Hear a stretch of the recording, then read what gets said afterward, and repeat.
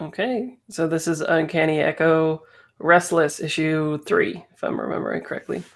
And we will be people in a nursing home who are uncovering the mystery as to why residents are going missing. And it is inspired by Bubba Hotep. So we will have like obviously tone will be up to us, but the subject material is pretty tongue in cheek at times.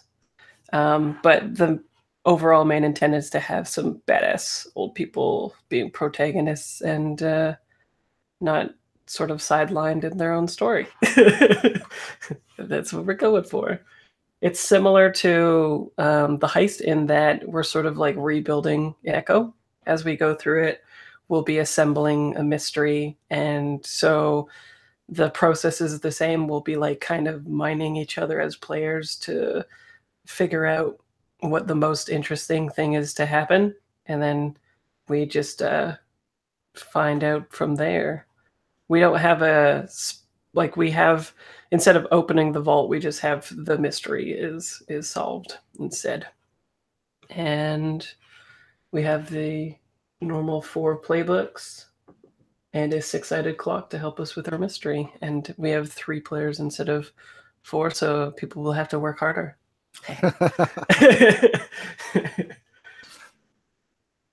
um, so let's go through the process.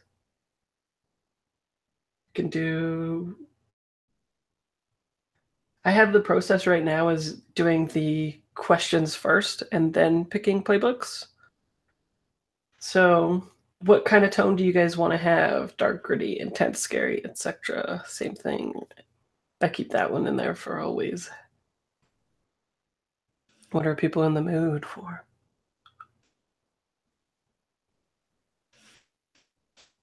I mean, this sort of like details like what type of mystery type thing that we're delving into. So Yeah, yeah.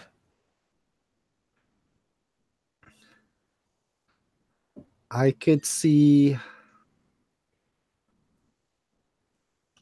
So, like, to me, dark is dark because it's like closer to real life and what people could actually do versus like scary might be like more supernatural type thing that happens. Even though scary might have more blood than dark, like if Yeah. that makes sense. Yeah, that I I think always, that's what? sorry, you go, Fraser. I think that's the same like on the spectrum for me. That's where I would put it as well. Dark for me is like, ooh, this is realistic. Yeah, I always, that's what gritty means to me. Grit is the realistic thing. I think dark for me is beyond, like, gritty to me is like a bit of like real life darkness sprinkled into the game, whereas dark is like Well, possibly so like for more on a me, scale. like dark, an example would be like, since this is old folks' home, is people are killing the old people, but keeping all of their like their identities there so that they can collect social security and other benefits from them without having to actually take care of them. Totally real life dark thing that could happen. Yeah. Gritty is just, you're right. I totally agree with you. Gritty is definitely like real life thing, but it may not get to the identity fraud and killing a bunch of people in order to not have to take care of them in order to get their money. Yeah, cool. Yeah. Yeah. So I guess do people are people interested in it being sort of like a mundane thing or a supernatural thing? Because I think anything could cause an echo. Like in my I'm thinking, pretty I'm pretty excited to see. I think there'll be some nice kind of mundanity in the game just because it's old people and they're gonna have to deal with the like what their actual physical bodies are like at times, I think. So I'm kind of more leaning towards there being some sort of like supernaturally thing because that just sounds fun to me. Cool, I'm sure. down for that. To me, that leans more to like intense and scary of like us we're figuring things out. Mm-hmm. Mm-hmm. And what do we want the place to be called? Something ridiculously optimistic, I think. Yeah. Okay. Something with sunshine in the title, maybe. Do you have an idea, Lauren? No, the only one that the first thing that came to my mind just like Mercy Pines. Percy is a terrible name for an old folks place. Terrible. Yeah.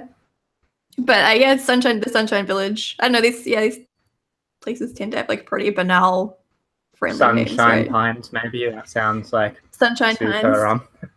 Yeah. Yeah. Sweet. And what rumors have made the rounds as to what is happening to the missing old folks?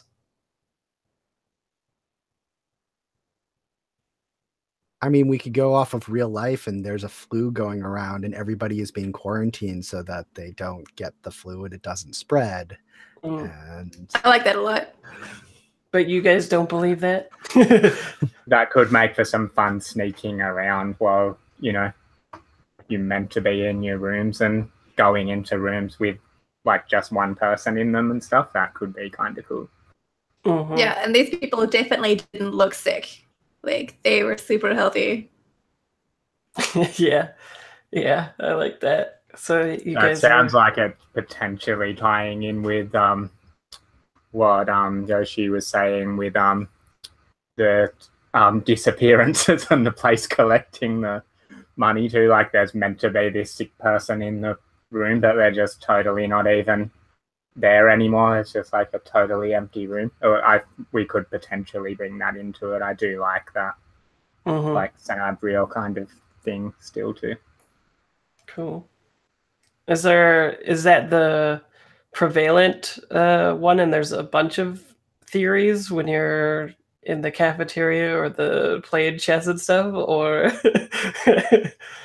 so, like, the one caveat I would have to say is maybe we don't want to go with the flu, even though I suggested it, is because when old folks homes do go into like flu lockdown, there is no communal meals. They're like, they shut down all of the like those games and things like that people do, because they tend to be super afraid that anybody who has any illness is going to spread it to somewhere else, like to somebody else. So like they do actually go into pretty hard down lockdown. Maybe it's some other mystery illness. That's not as contagious, but they're locking, like, there's people have been maybe like lots of people have been confined to their rooms for some like mystery illness or something. And then when Maybe you they guys don't know what it is. when you inquire, they're just like, they're sick. But then and it's even more suspicious because then it would be on lockdown, but it's not. But it's not. Yeah. I also like one theory being that this place is just super incompetent. Like, cause like we're super competent, right? So like another theory is this place is just so incompetent they just actually are losing these people and they are just trying to cover it up. So like you've just got people who are like leaving this place and living their best lives, and the staff here are like, oh shit, like we've lost another one. Yeah. Are you recording on Audacity? Because you're breaking up a bit. Oh shit. I am, yes. I will probably hotspot onto my phone if it's breaking up too. Yeah, it's definitely it's begun. Okay. Begins. Yeah. Yeah, I like that, but then we should definitely make sure that all the staff are not minorities then, because that would be bad. So this is a bunch of white people being idiots. Let's be clear on that. Cool. So and maybe if it's like a small town or something like that too, it could just be that they're just not as well trained, right? But it needs to be done. Yeah, they're just like local people. There's not that many like actual like trained nurses and doctors and stuff. It would be hard for a small town to attract that kind of stuff. And I think question 4 could be better explained when you do make characters. Oh, can we totally have as a rumor that the actual, or maybe as a fact, I kind of like the idea of the facility itself having been like something else, like in the like past, it's repurposed. Yeah.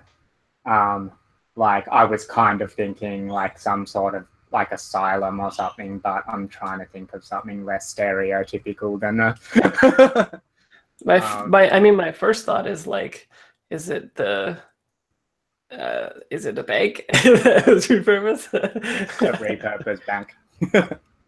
I like the idea that if we go somewhere totally different direction, if maybe it was like an old elementary school that like the town used to have a lot more kids, and then they had 3 elementary schools, but then there were less and less kids, and they had to close one of them down, and eventually they turned it into repurpose the building into something like old folks' home. Like I feel love that. Yeah, and there's probably like some of the residents like went to school at this. Right.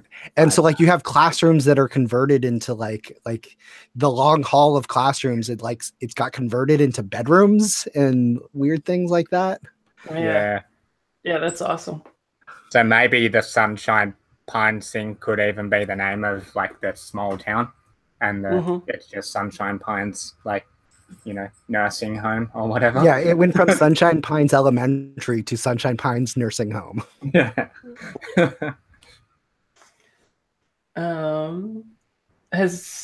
There's one specifically about your characters. Has any of the characters' disposition changed since becoming a resident in it?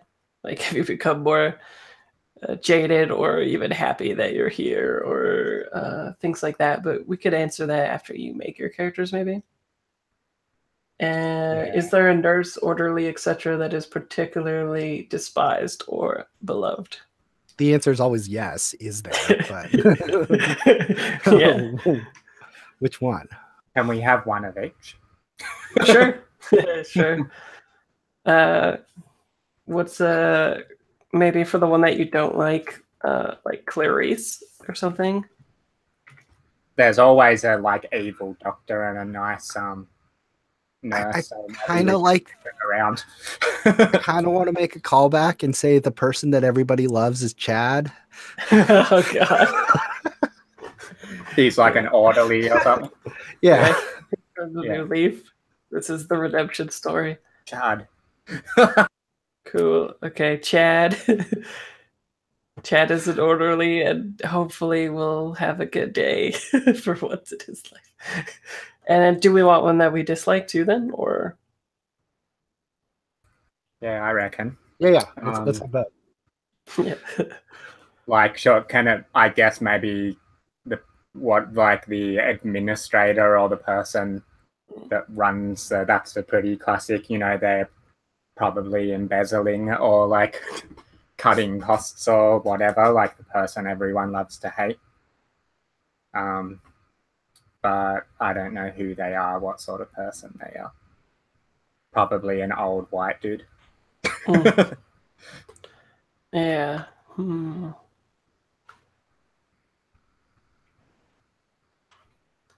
Pinterest needs to up its old folks home game.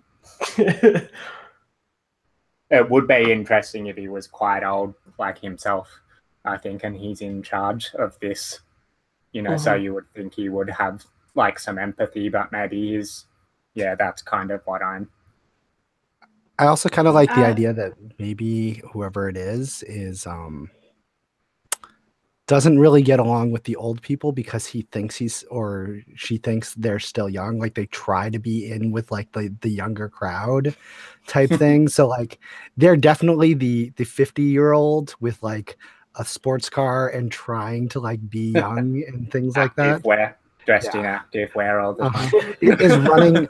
is like finishing marathons and running marathon type thing. Like they're like, no, like, and just totally not in touch with anybody else in the old folks home. Yeah. Okay. And maybe like somebody, maybe like somebody who is ironically like a first generation immigrant or something too, like an Irish person or something. a guy that's like predisposed to being very stubborn, something like that. It'd be because usually with track stuff, I'm thinking it usually goes to me thinking that it'll be like a Russian person, right? So maybe subvert that to something else. It almost always seems like that. Oh, what's the link for? I was trying to link to an image, but the link didn't actually copy well, so we'll copy this one. Oh, okay. Oh yeah, there you go. Oh my god. I'll save that now for when I post it. Nice. I like the name of the picture is Senior Athlete. Cool. Yeah, that's totally what I was picturing too. It's like rambunctious old person who's just running the show and refuses to like be an old person even though they are. Cool. Oh, what about a name?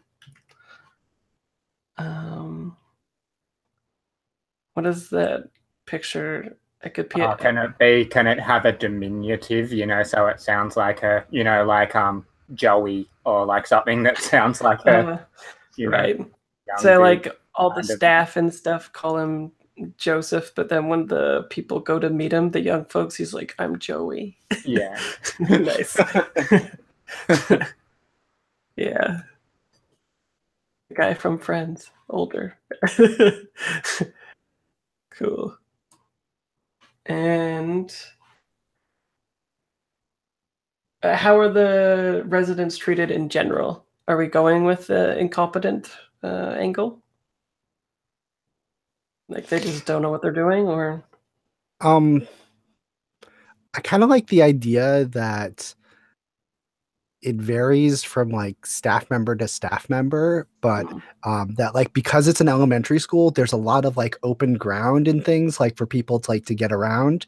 And before people went missing, the fact that they were incompetent was like a major plus to most of the people who lived here, because like we could just like wander around and get around and do whatever we wanted, and it didn't really matter because the people were incompetent and couldn't keep track of us.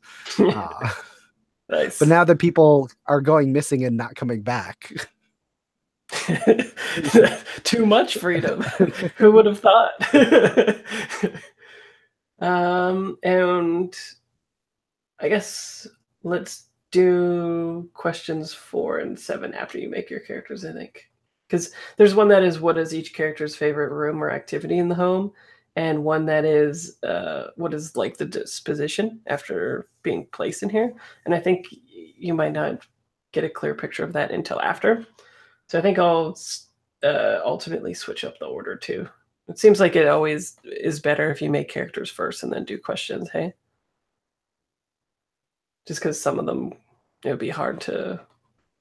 you could even structure it so you had, I guess it's slightly more complicated, but so the questions we just did are first, because it does kind of help to know what the place is, like right. The home itself is like and who's running it, because it can inform the character creation. I think it's kind of interesting then to create characters and ask a couple more questions and then get into it. I don't know if that's too messy, but I kind of like knowing where we're going to be, like, and the place informing the creation personally.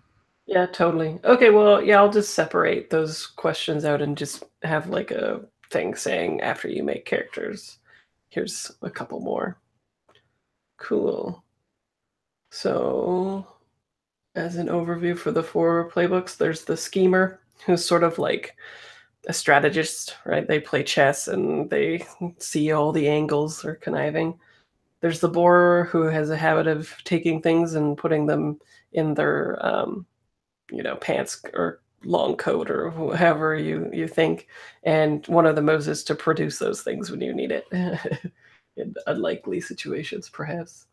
The muzzled is someone who has been placed in here who didn't want to be placed in here, and there's like a mystery or secret around that can be revealed as you play. And then the brave is sort of like the Clint Eastwood, if they weren't presumptuous about being an asshole, basically, right? They're like intimidating. All their moves are like that, where they can like look at a young person and put the fear of God into them and stuff like that, and instill bravery in other people and stuff like that. But yeah, so it's Clint Eastwood, except you don't have to be that much of a dialed up jerk. Any people drifting towards specific ones? I might. will go. Sorry, you go, Lauren. You've hardly said anything. Thanks. I think the borrower and the brave are calling to me, but I have cool ideas for all these books because they're all amazing. I was thinking of the borrower being like an ex-magician because I fucking love magicians. And then the brave just ripping off like a character from Night Witches who I adore called Polya Makarova, who was known as the Butcher of Trudgonyaka. It's quite the poles you have there. Yeah. I'm a wonderful magician, and I killed everybody. So I think those are the two calling to me. But yeah, likewise, I could roll any of these. These are all cool. I'm liking those two in reverse order. I think the brave and then the borrower, I think, are my two top ones. But yeah, likewise, happy to jump into any of them. Yoshi? Well, I'll let you two fight over those and figure out which one is which. I like the idea of like the image of a schemer, of like somebody who plays games regularly with things. I'm not sure if I really want to play somebody who is like the slow, patient, like calculating person. Mm-hmm. So I might go with the muzzled instead. Sure. You could also do the steal from Blades in the Dark and have some flashback, like jump into action and then say, and this is how I this was my scheme earlier in the day, if you didn't want to like wait around as much. Yeah. That's true. I could do things like make sure I set up like the salt shaker on the edge of the table, and people are like, why do you keep doing that? Oh, it will be important later. Yeah. Then just make sure that you don't forget about it. I really want to see a magician as well, so can I take the brave one? Lauren? Yeah, of course. Is that okay? I'm going to deliver around my magician. Because then I feel like I win twice. I get to choose the one I really want, and I get to see a cool magician. Excellent. Nice. And then, so Yoshi, did you go with the muzzled? Yeah, I think I'm going to be the muzzled. I'll figure out exactly what they look like, but I think I'll go with the muzzled. Cool. I'll send you guys a link. When I was doing research, but when I was looking for pictures for use of this, I bookmarked a whole bunch of nice Shutterstock images that they have for like old people as models, and they're like pretty good. So if you need any of those, I'll send you here.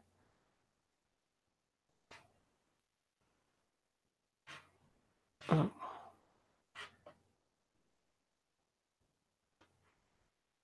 Similar images. I'm working on this drawing at the moment of a woman, like a trucker. It's just a work in progress picture, but I'll paste it. I think this is my character as a young woman.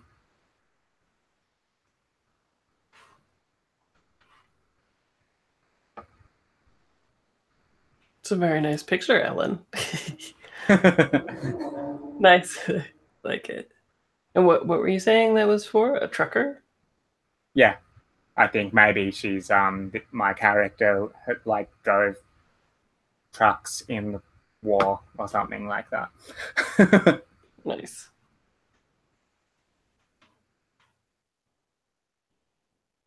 And maybe later just send me the picture if you're cool with me putting it up on the Patreon for people to see. Cool. Sure.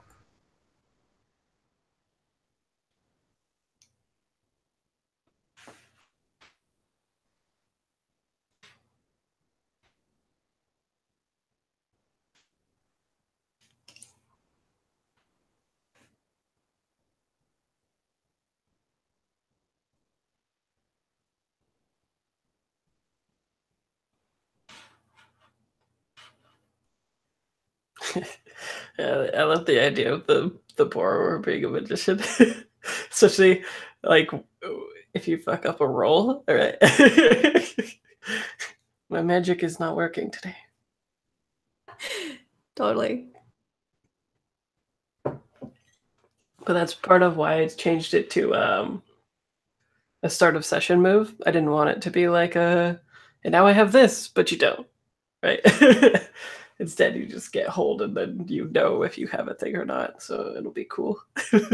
Excellent. I can't wait to see what I pull out of places. Yeah, yeah, definitely.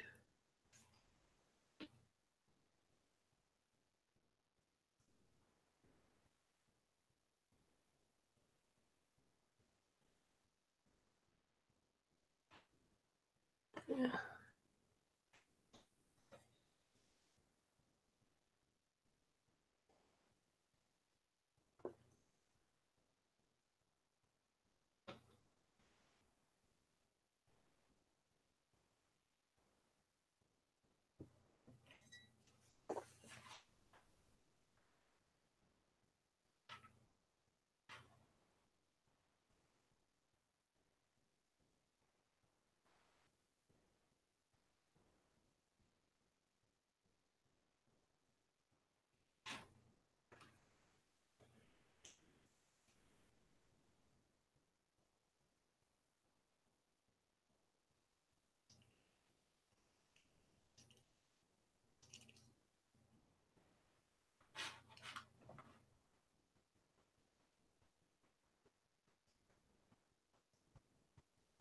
I don't know if this Pinterest will work, but that's, I think, what I have in mind for a magician type.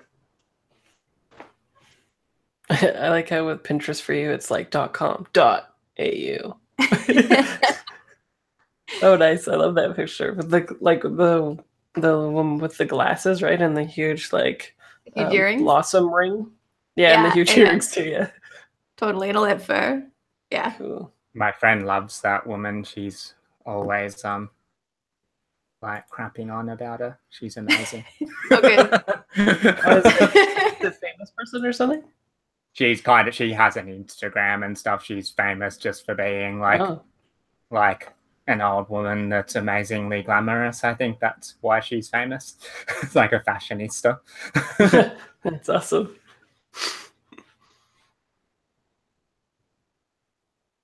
Yeah, I like the slight with the .com.au. You don't get the .com. Nope. All right, I'm going to throw out an idea. Let me know if this is terrible and I shouldn't go with it. I'm thinking for the muzzled that originally, I think I'm going to go with Imogen. So it's a female character, but she was originally the chemist who invented the drug which Viagra was based off of. And why they're in here is to get changed is because they didn't want to give her credit, and so they like shuffled her off. Oh, that's I love awesome. that. So I think she's it's very. like, what? Oh, I think it's very appropriate for old folks homes because they don't Yeah. have like a rampant amounts of STDs. Yes. Yeah. Excellent. I love it so much. I didn't know that. There's often that lowered like inhibition thing that like comes along with like dementia and Alzheimer's sometimes. So they just start having these like awesome parties in the nursing home. Apparently, there's lots of sex in old folks' homes. Yeah. Yeah. I don't know where I read that, but yeah, I feel like there's a propensity for STDs in old folks' homes. So are you like the local dealer for Viagra because you know how to make it? I don't think I am because like I would need a whole chem lab, which they don't give me because it's like an elementary school. Like I can't even find all the materials I would need here. But Maybe. like, oh, I know that. Like I look at like every time when we get like pills for like the things, I'm like, that's the wrong color pill. Like it should be a different color. Right.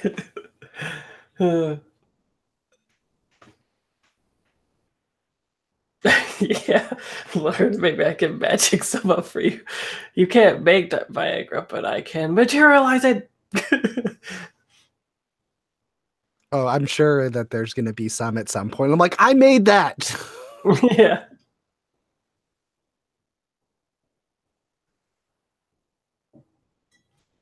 I'm just imagining a scene of Joey having like an embarrassing permanent erection as he walks around like we spike his drink or something, and he's just like, ah!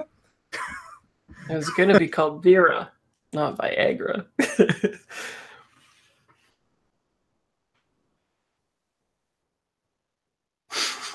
Yeah, it is quite the fashionista pictures of her.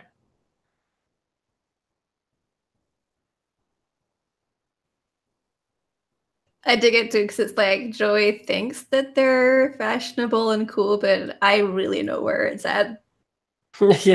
Yeah. I like the picture of her with the old is the new black. Like, what? Doesn't even make sense. But she is quite eclectic, hey? She can produce many an ensemble, apparently.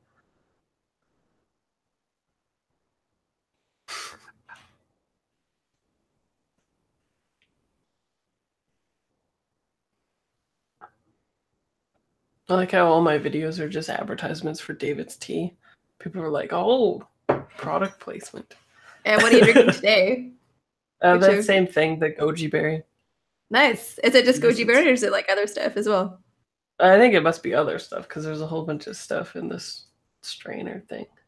This is totally reminding me of those little bits in podcasts like the Welcome to Night Vale dude, how he does those super sweet, like optimistic, like personalized advertisements about like products and shit. Berry tea. Yeah, you should get some goji if you don't have David's tea. You're doing life wrong. Oh my gosh, I'm totally taking a cane as my item that produces flowers and shit at the end of it. Do you have a name yet, Lauren, for your... Pardon? Do you have a name yet? I was thinking of Paige. Paige.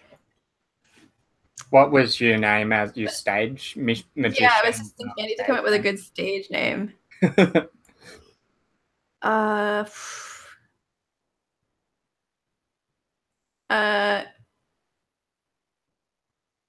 jeez. All I can think of is like, I was like, oh, stage names, and then I'm rambling. I had too much coffee already. But like, you know, you do like your like porn star name or whatever. If you take like your pet's name and then like the street you grew up on, and mine would be Jessie Broadway. So maybe Jessie Broadway. That's rad.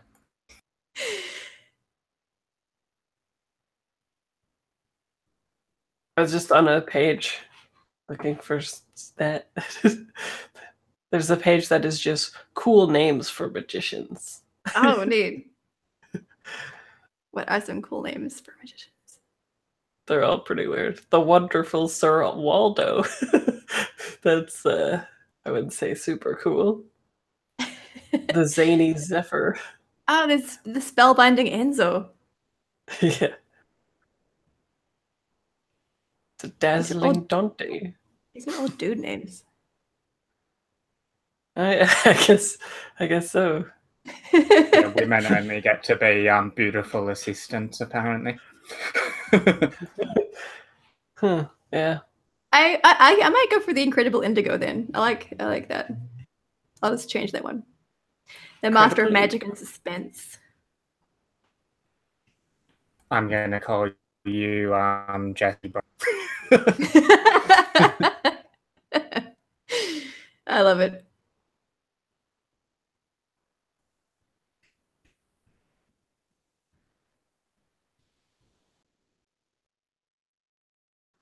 Yeah, I think I'm pretty much done with my character. She's called Gertrude O'Connell.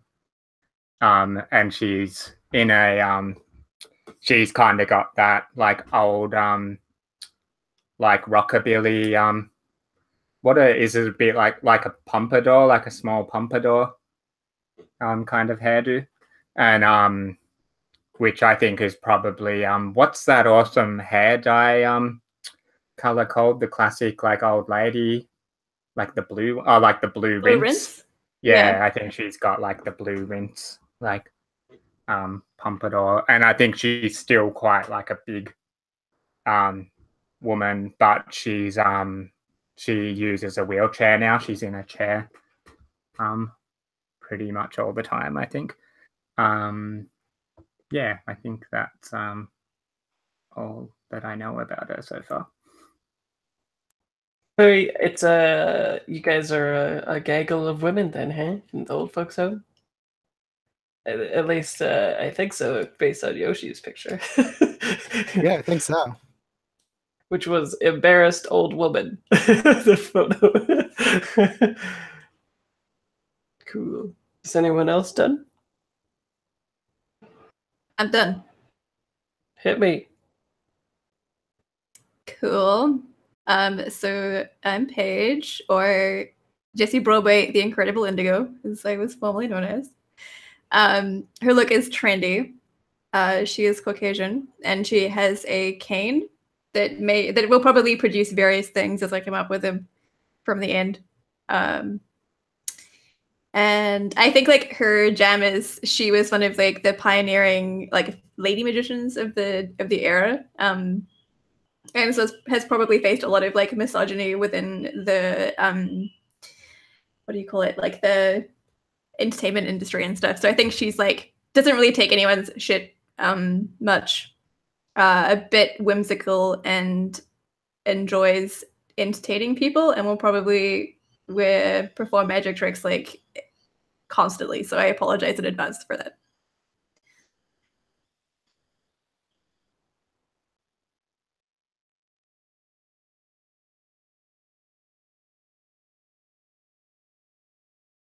Yoshi, are you good? Almost. Yeah. I mean, I think so. Like, I'm just kind of like figuring out the things. So, like, I'm playing Imogen. She is an old woman who used to be a chemist, and like I said before, I think she actually invented or found or discovered the chemical that they end up getting used for Viagra, but did not get credit for it. I think she wasn't like maybe like she was working for somebody else, like maybe she was a grad student or something for whoever was working for it, and or like she was doing some sort of like research for them, but like she did the work, but somebody else took all the credit, and so she didn't get any credit for that. And so later on, I think all of the money that they made from Viagra, they have used to kind of like silence her and silence me and put me in this old folks home. So like, I think like maybe I came here way earlier than I should have. Like, I got here at like 55, which was like unheard of for being in an old folks home. And so like, I've been here forever. Nice. Yeah, I when Jason was doing dev editing, he laughed when he saw the gender identity. He's like, "These are very progressive old people." Cool. So now that you've made characters, let's see about those questions then. So has any of the characters' disposition changed since becoming a resident in it?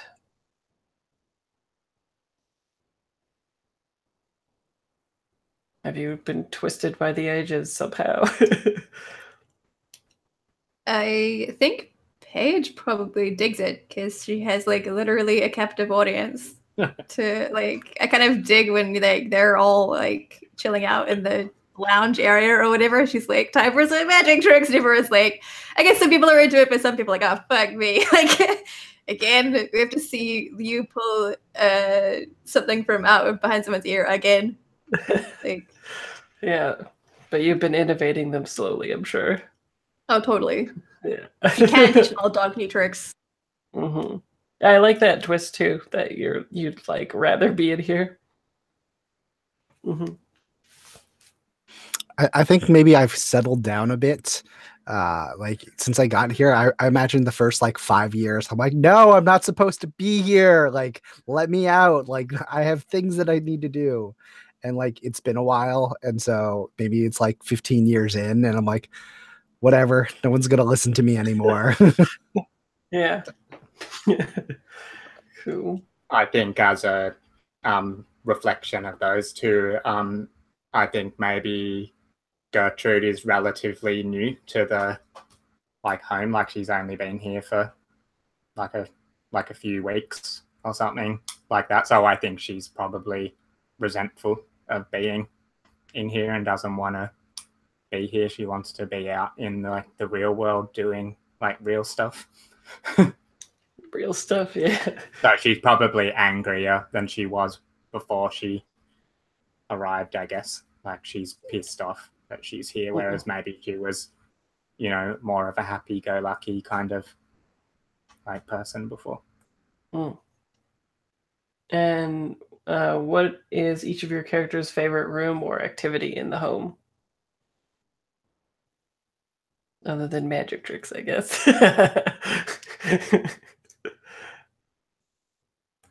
I think Gertrude likes the there's a particularly long hole in the long wide hole in one of the big buildings, and she's started a underground wheelchair racing probably with betting. With betting? Yeah. That's awesome. Probably, which the betting is, I don't imagine they'd have much cash. It's it's kind of that prison style thing, like treats and best chair in the TV room for a week, that sort of right dangers of things. Right. That's funny. I like it. Underground wheelchair racing. Yes. Love it.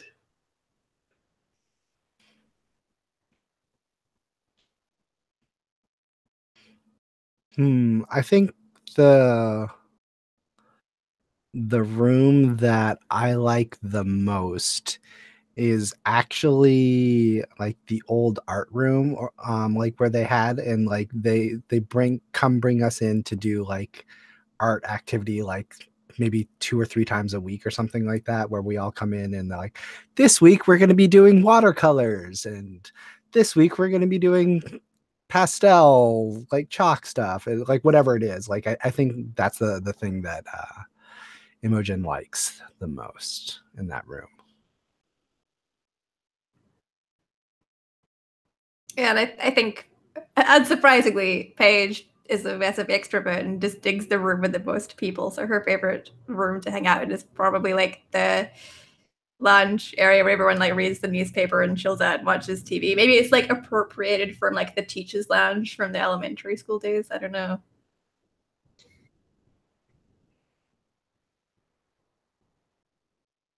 Cool. I love it. I'm totally imagining her standing in everybody's way in front of the TV, doing out of the way. Yeah, totally. She's really annoying. Yeah. Okay, so do you want to do vignette scenes then to hit a key of each of yours to get a move first to start it off, or do you want to get into fiction and then just start hitting keys that way?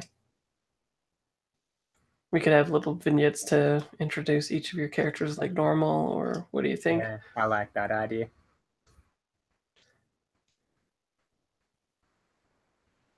Is that cool with everybody?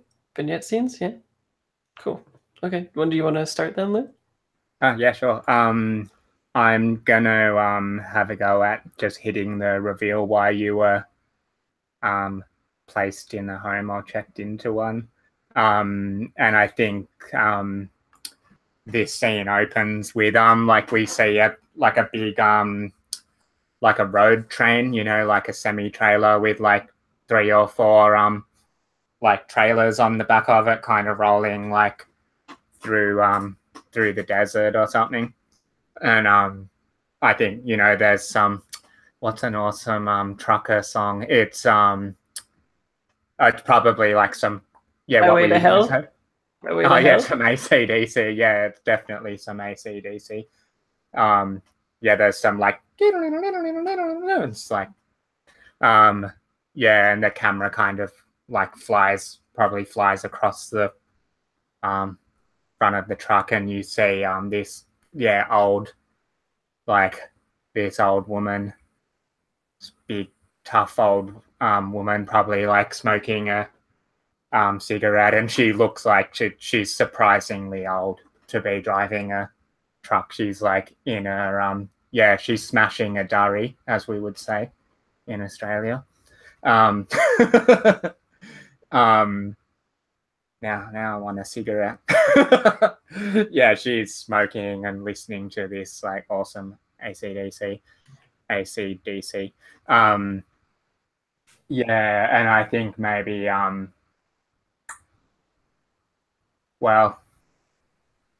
a kangaroo jumps out onto the road.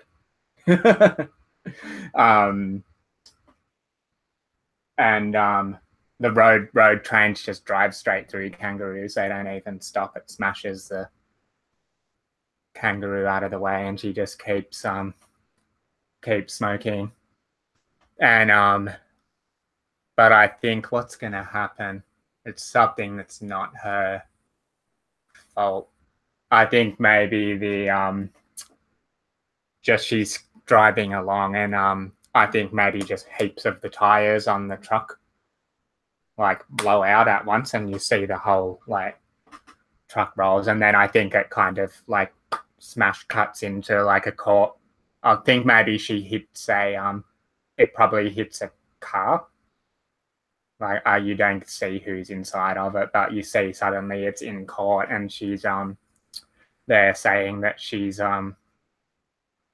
like too old to drive anymore, and she's like she's killed these people that were in the car. And I think also as the court case ends and everything, you see her getting pushed out in a chair, like, and she's like sustained that injury in the accident. Yeah, and then maybe it actually like fuzzes out, and she's sitting in this like TV room, like looking all sad. Or had she not learned it all, and you get it cut down to the wheelchair racing? Yeah, I was flicking back and forth. Yeah, I think maybe with the same song playing. yeah, it cuts straight to some like ACDC wheelchair racing. She's taking bets, and then she's like, there's probably some other like equally like tough looking old lady that they're like ramming each other as they go down the hall. Yeah, that's cool. Thanks. No problem. Cool. Anyone else?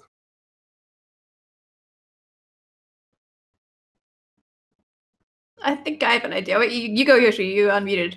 I saw you. Okay, guess I'll go. I think it's a nice contrast to like Lou's like real intense like Highway to Hell. Cut to like a really quiet apartment. It's just filled with junk. Like top hats, other magician gear, hula hoops, all that jazz. And amidst this apartment where we see Paige like sitting in a chair by herself, kind of like in the dark. There's just like a myriad of photos with two people, which is her and her former assistant. And that's when you notice like the other empty chair in her apartment where she was living with this other person. And then on the desk is like I don't know, like some symbol that she's passed away recently. And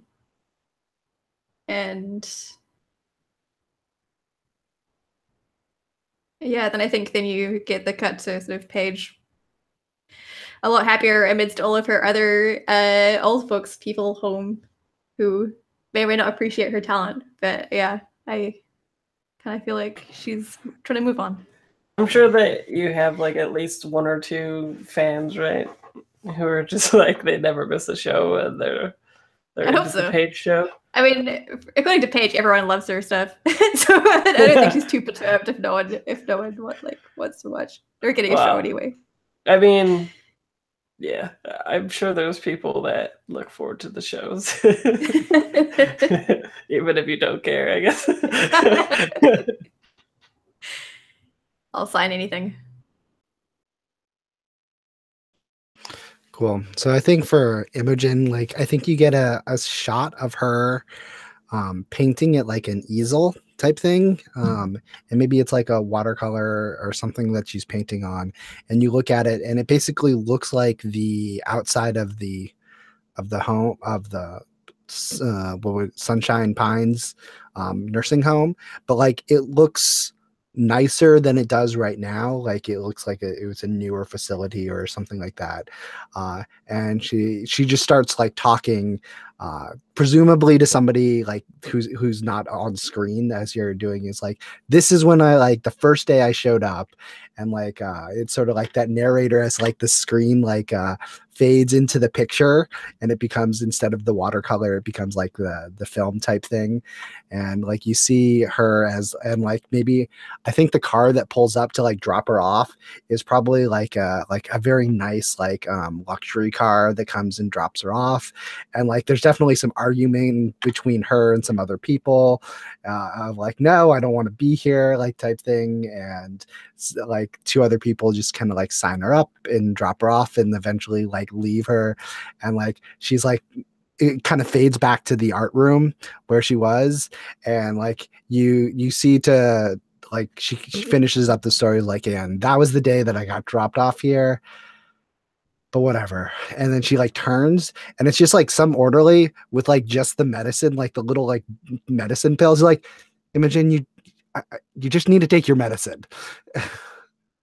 And she just like sighs and takes it, and like the water that they give you too, like the pills in the cup, and like takes them both.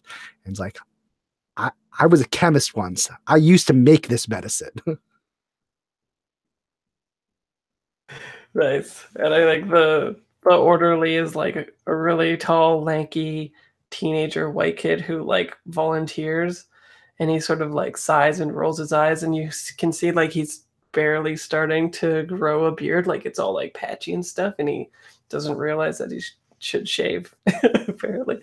And he's got like the high pitched voice going on, and he says, of course you did, but it's just my job to make sure that you take the pills, Grandma. It's like, you're not my kid, you're not my grandson. You should be so lucky. You should shave, young man. Like, don't you have somebody who can show you how to do that? I'm a man, not a boy. And he's kind of like, you're like, really now? I think he like takes the little dispensary little things, those white things or whatever, and he like puts it in front of your face and he like crushes it. And he just like storms off and throws it, like littering, of course, right? Because he's a teenager. Perfect. Yeah. Jeez, I was like, what should I name him? At first thing I thought of was Chad.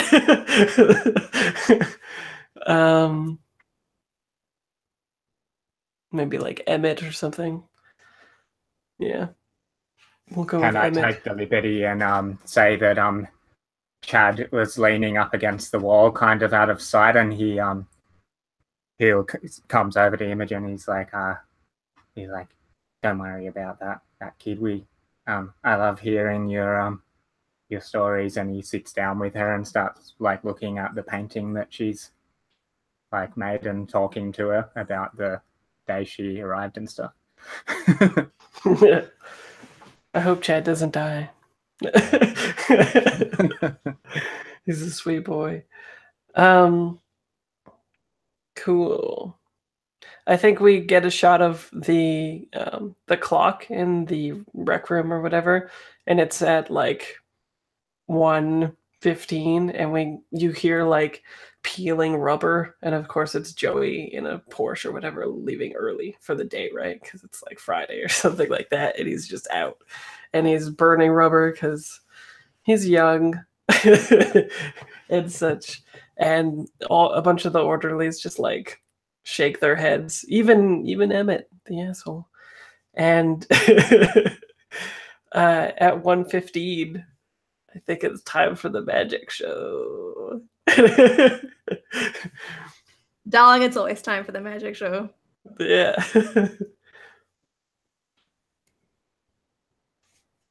Let's see. What would be a good way? Or do you want to have that scene? Yeah, sure. Yeah, okay. Go ahead. Are either of you two gonna come to my magic show? Cool. Yeah, I'll totally come to your magic show. Excellent.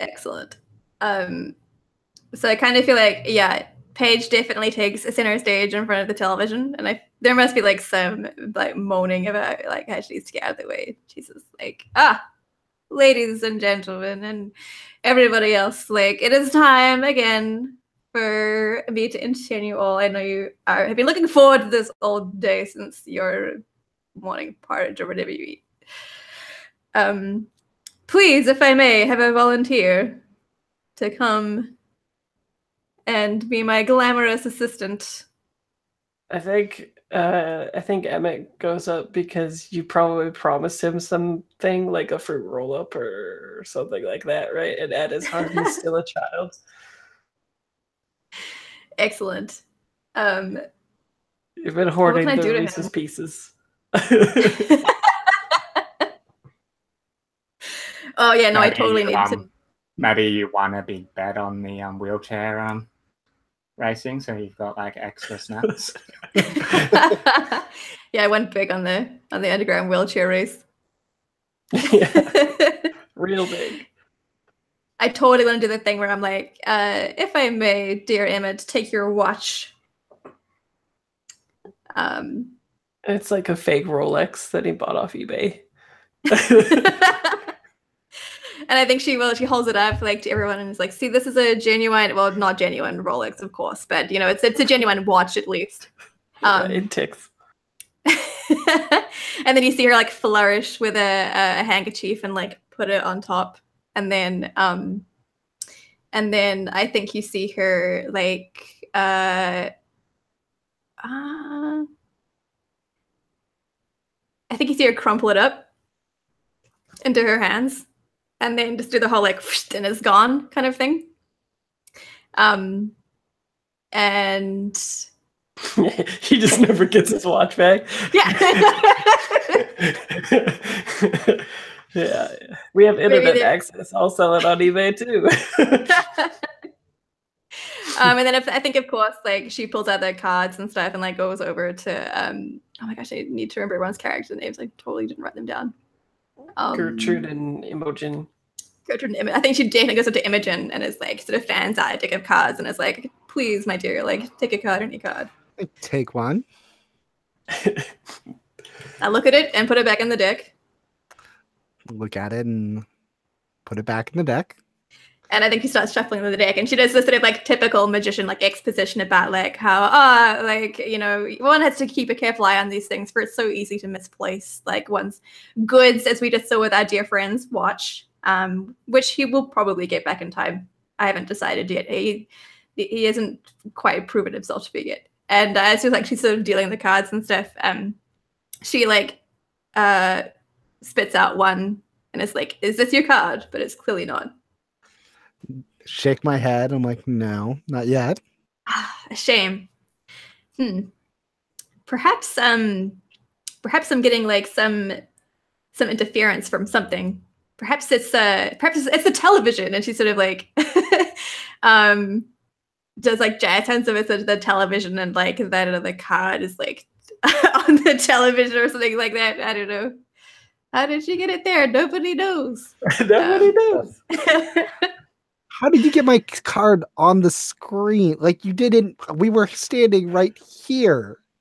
And then I think she like just like, my dear, that would be telling. And I never tell. And I think go Fraser. Emmett is just like, he looks over at it and he gives like the most impressed face. He's like, "Bitch is real." Like he's like, "Whoa," and he's Maybe like like licking his fruit roll up or whatever. yeah. I think she even asks Emmett to like go and like tap on the screen, and like the card's definitely like behind the old shitty like TV glass. Nice. Wow, that is magic trick. Yeah. I think you hear somebody who's like, "How am I supposed to watch Matlock now?" Yeah, Matlock's always the queen of spades. Sweet. And I think like more of the show will go on, right? And as it's going on, Gertrude, there is a, let's see, what's his name? There's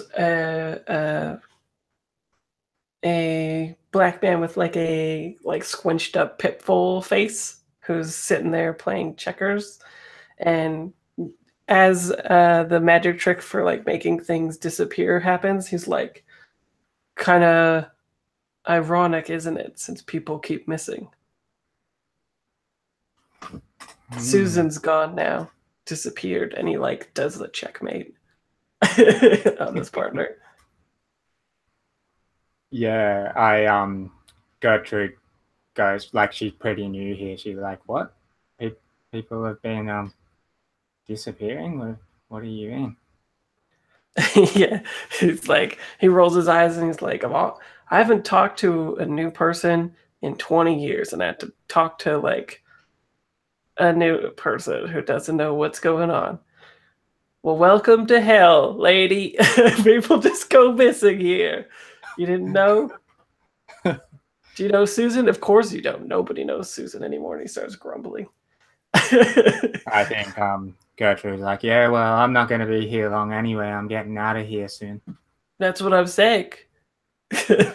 People just keep going missing. They'll tell you that they get sick, but sick people usually come back.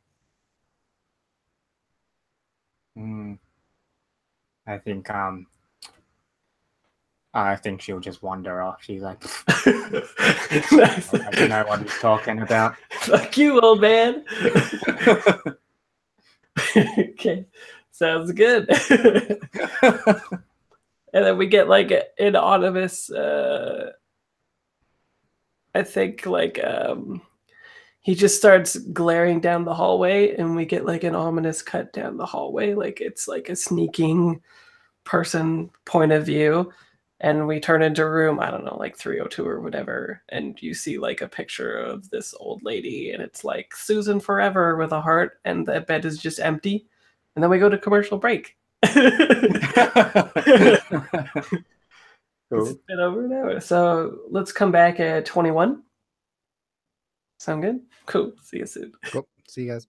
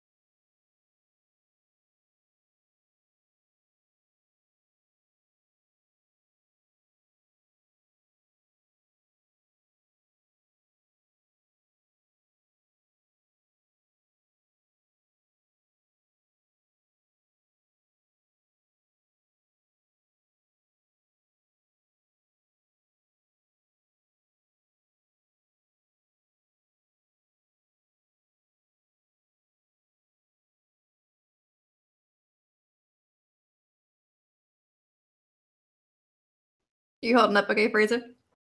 Mm-hmm. Yep. The sandwich is good. Was good. I devoured it. Nice. What was in the sandwich? Just ham and cheese and mayo. It was quick. Nice.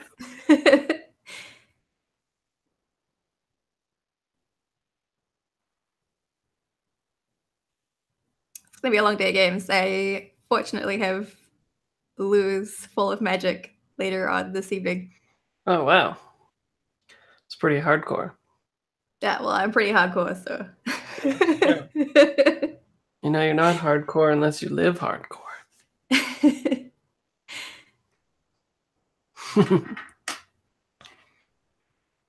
Cool. So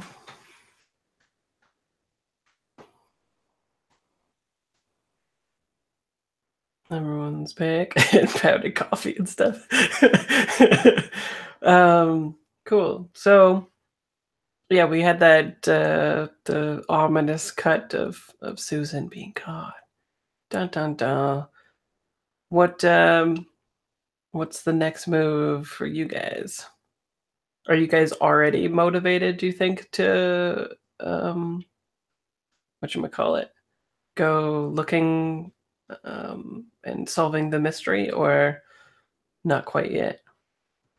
Gertrude definitely. doesn't really seem to believe or care that it's happening yet. Yeah, that's why I asked. I think Paige is motivated because, like, Paige can't perform if there's no one there to perform to. Right. So Paige is aware of the things that are happening with the missing peoples? I think so. She's very into missing things. Nice. It's an interesting way of putting it. I think we could even have a little, like, back from the commercial break, like Gertrude going over to Imogen and Paige after the Sure. magic show's over, and she's just like, you hear what this old fool's going on about people disappearing? He's crazy. No, it's real.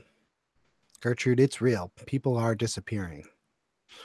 They lie to you and they tell you that they're not disappearing, they're just sick, but that's just wrong. People really are disappearing. Oh man, I'm can't believe I have to be in here with all you guys. I should be out there on the road listening to AC/DC and smoking cigarettes. Is I think you've been in here for way too long, haven't you? Yes, I have. I've been in here for 20 years. Way too long. But you're lucky. You can listen to AC/DC still in here. You can still smoke your cigarettes in here if you want to. But me, I can't be a chemist in here. They're not going to let me have those chemicals. I can't do what I was meant to do in here. You could still listen to AC/DC. I guess you're right. Well, how long have people been disappearing for then?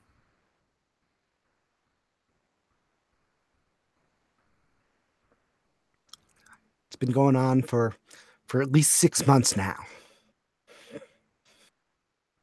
Mm. And I know what you're thinking. I didn't have anything to do with it this time. I was just about to ask that.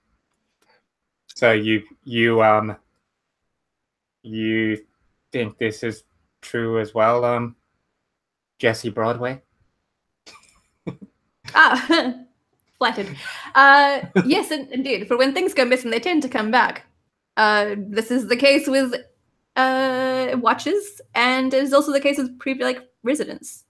Some people, it's normal. People go off and they do their own thing and they come back, but people have stopped coming back. It's very concerning. The latest disappearance is Susan, but she's only the latest. She's the 12th person missing. Whoa. Well, I don't want to get disappeared before I have a chance to escape. I have to get out of here before I leave. Yeah, anyway. I guess that's the end of that scene, but maybe I am slightly more motivated to find out what the hell's going on in Well, here. do you guys make a plan for the evening, right? Yeah. Especially if everyone's incompetent. Look, Gertrude, me and Paige, we had this plan tonight to go look through some of the rooms, to look through Susan's room to see like what happened, if there were any signs. You should come with us. That way you could see for yourself. You can see that this is all just made up lies that they keep feeding us. Yeah, okay, I'll come along. It's got to be better than hanging out here in the TV room with these guys. Are we doing it in the middle of the night, or when are we going to do this? Well, I mean, not the middle of the night. I don't want to stay up that late, but like after 10 o'clock. That shift change. Yeah, I think Joyce is like watching the TV and she's like, trying to watch, talk over there. Make secret plans over there. Yeah, we're just all talking at like full volume in the rec room, yeah. Cool. I think Gertrude is like, well, I don't mind. How about we we'll check out what's going on, but I don't mind being the bait for a trap once we work out what's going on. I reckon we could. I can handle myself. I think maybe she pulls out she's got like a switchblade like secreted under her chair. She like pulls out it's like a quite impressive looking like flick knife. Wow. Like, not a bad trick. She's like waving it around dangerously. Hidden depths. You might be a good one to have, Gertrude. You're not the borrower. Sweet. Okay, so the plan is to basically wait for people to be winding down and then sneak out, right? So there must be a place that they just don't let people and say that it's like too dangerous or something, right? Like stairs that lead to, you know what? It's probably like a really long hallway with a whole bunch of stairs, and that's their thing. Like they're like, there's no accessibility for old people, so don't go there. And it's like rotten and old and shit like that. Dolores is totally gonna just ride straight down the stairs in her wheelchair. Well, I think it's the separation from the high school to the junior high school, right? Because it was connected before, and they're like, don't go to the junior high school. That's inaccessible, and terrible things happen there to old people. But only to old people. Sweet. So I think let's cut to the sneaking out then, maybe. And we'll do hold your own, I think, maybe. To sneak out, to push through something despite danger or risk, and the risk is like getting caught, right? I love that it's like maybe we get a shot of the sun barely going down, right? Like it's just dark, and then you guys like peer out of your rooms. Yeah, the Mission Impossible music like starts as we're like dun dun dun dun dun dun. Yeah, exactly. And you guys can still help each other too. And this, I've cut that. So if you help each other, you get advantage on the rolls.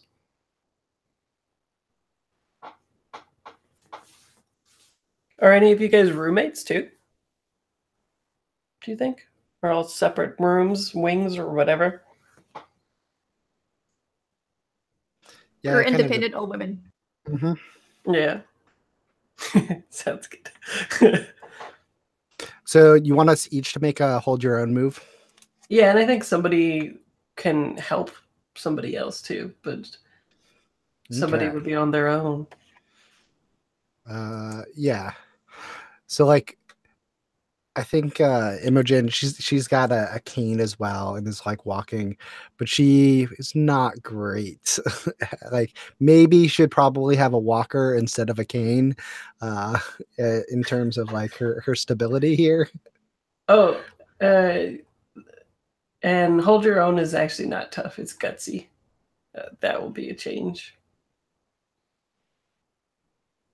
Yeah, I see it as gutsy. Oh, okay. Weird. On mine it says tough. Are you looking at the older version? No, I don't think so. It's tough. It's tough on mine, which is the Mine one too. you shared Oh, in the I'm looking at the area. older version. Apparently, the older version had it as gutsy. Gutsy. Yeah, it should be gutsy. I think I just was changing. I changed one of the stats from something to tough, and then I was changing a move, and I changed 2 moves instead of 1. I think because it should be go to the mattresses. Should be tough. Yeah, because bold is not a thing anymore. So there you go. So yeah, roll plus gutsy, not tough, and certainly not bold because it doesn't exist. I think I might need some help as well. I talk a good game, but I am very bad at the actual game. At being gutsy. So I imagine that we're helping each other. Yeah, Because like it sounds like you guys are already maybe friends, right? Whereas Gertrude is fresh. fresh meat. Yeah. Cool. I think I All also right. need to roll up bottomless pockets, right? Oh yeah. The start of session 1. Yeah.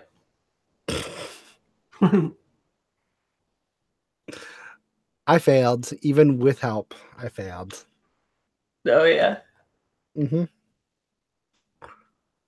And so you're rolling. So roll crafty for bottomless pockets, and then hope maybe I guess help help Imogen.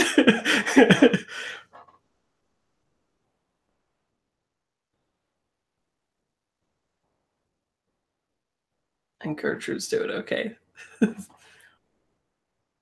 I totally bombed on my bottomless pockets roll. Oh yeah. I got a 3 Let's see. or a 4. Yeah, I got a 4. Okay. Take 1 hold anyway, because I think it's more interesting that you still get to do the thing that you get to do, and then I'll just amend that move to be like on a miss you still get 1, but I'll hold a miss or something like that. Because it would suck to not be able to do your thing at least once, right? Yeah, toads. Yeah. Especially being a crafty magician. Yeah. And then Awesome. and then Yoshi, you can roll an extra die for advantage. And then I hopefully did. I failed.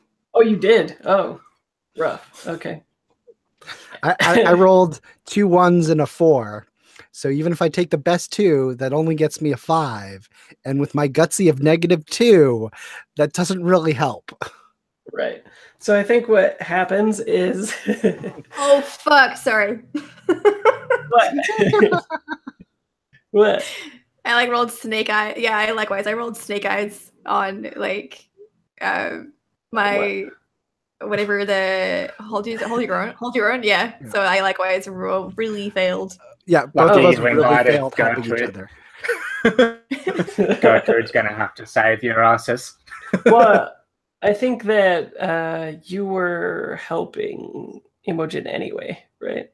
So you wouldn't have needed to roll. You would have just been giving advantage. Okay. Yeah, and then been implicated in the failure anyway. Oh my, I definitely failed. Yeah. Otherwise, I'm like, oh, what do I do with all the misses? Cool. So let's see, 7 to 9, stumble, hesitate, flinch, cause complication. Yeah. So this is what will happen. I'm gonna hold Abyss, but you guys like come together. I imagine we'll get that stupid teenage orderly dude who's like walking around, right? Um, what do you guys do before this to make him like lured somewhere else? Do you just like leave the TV on or something like that, or what's the thing that gets him moving somewhere else?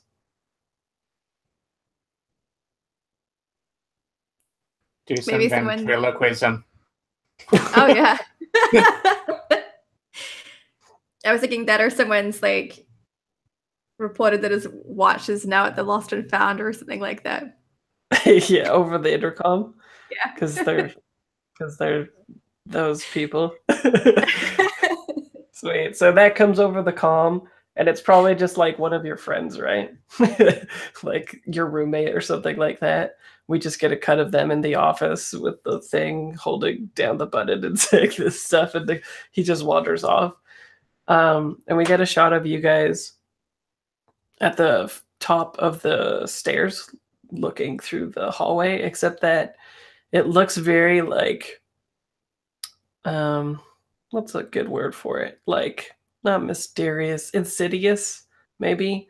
Like it the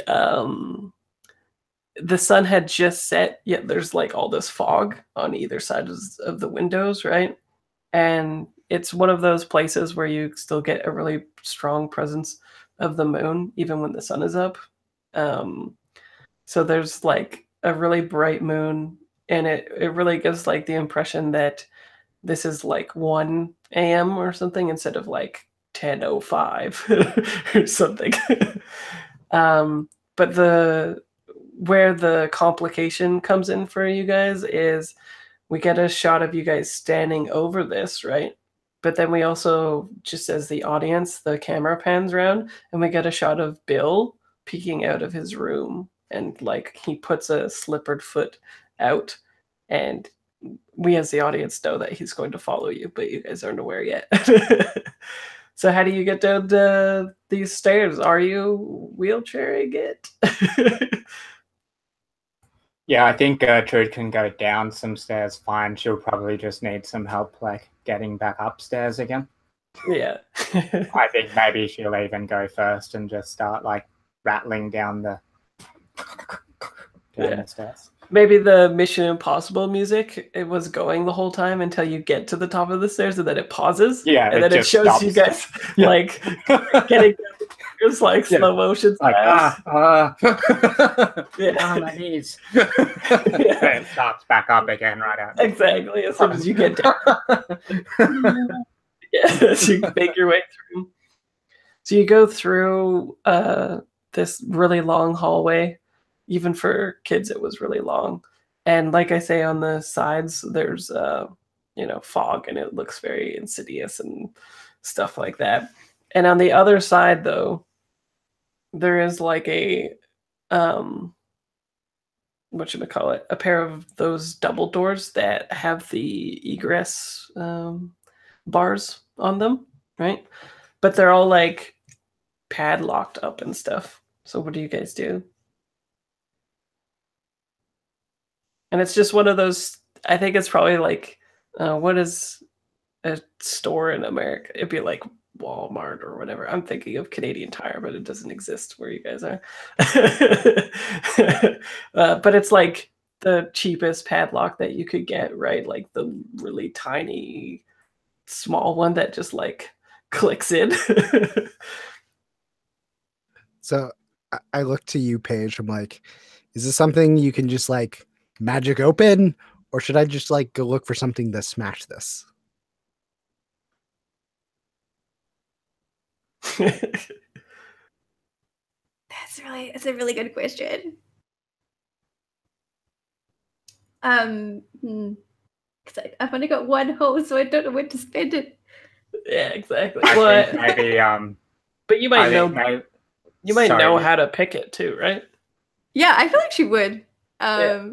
I feel like she's that kind of confidence trickster as well. Like she could steal crap off of your wrist, and like I think like as an old lady, she just thought like, oh, could you please help me across the road? And then she like steals things off of people for fun, or like their watches and stuff from as they help her across the road. Yeah, so I feel like she could try. I think she could lockpick this. Cool. Lou, what were you saying? I was gonna say if they take too long to decide what to do, Gertrude's just gonna like kick the lock, but I'd prefer to see some sort of awesome sleight of hand lock picking anyway. Yeah, like she fully pulls out the hairpin and stuff from and we'll pick it from her Houdini days. Yeah, I was going to attempt to like do my inspire bravery and others key by like just kicking it open in a nonchalant manner, but I can save that for like later. Yeah, and I think instead of it being whatchamacallit, a tough roll, I kind of like this better as a remember they're like struggling to remember which pickpocket this is and stuff. So it's not really a question of like if you'll get it open, it's more of a like you remembering this information. I like it, trying to recall how it should feel as the little like turbos click into place and stuff. Yeah.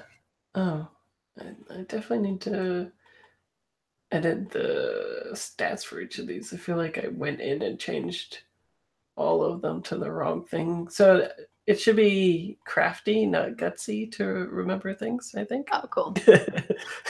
Yeah. Like, oh man, I'm so gutsy remembering the things that I remember.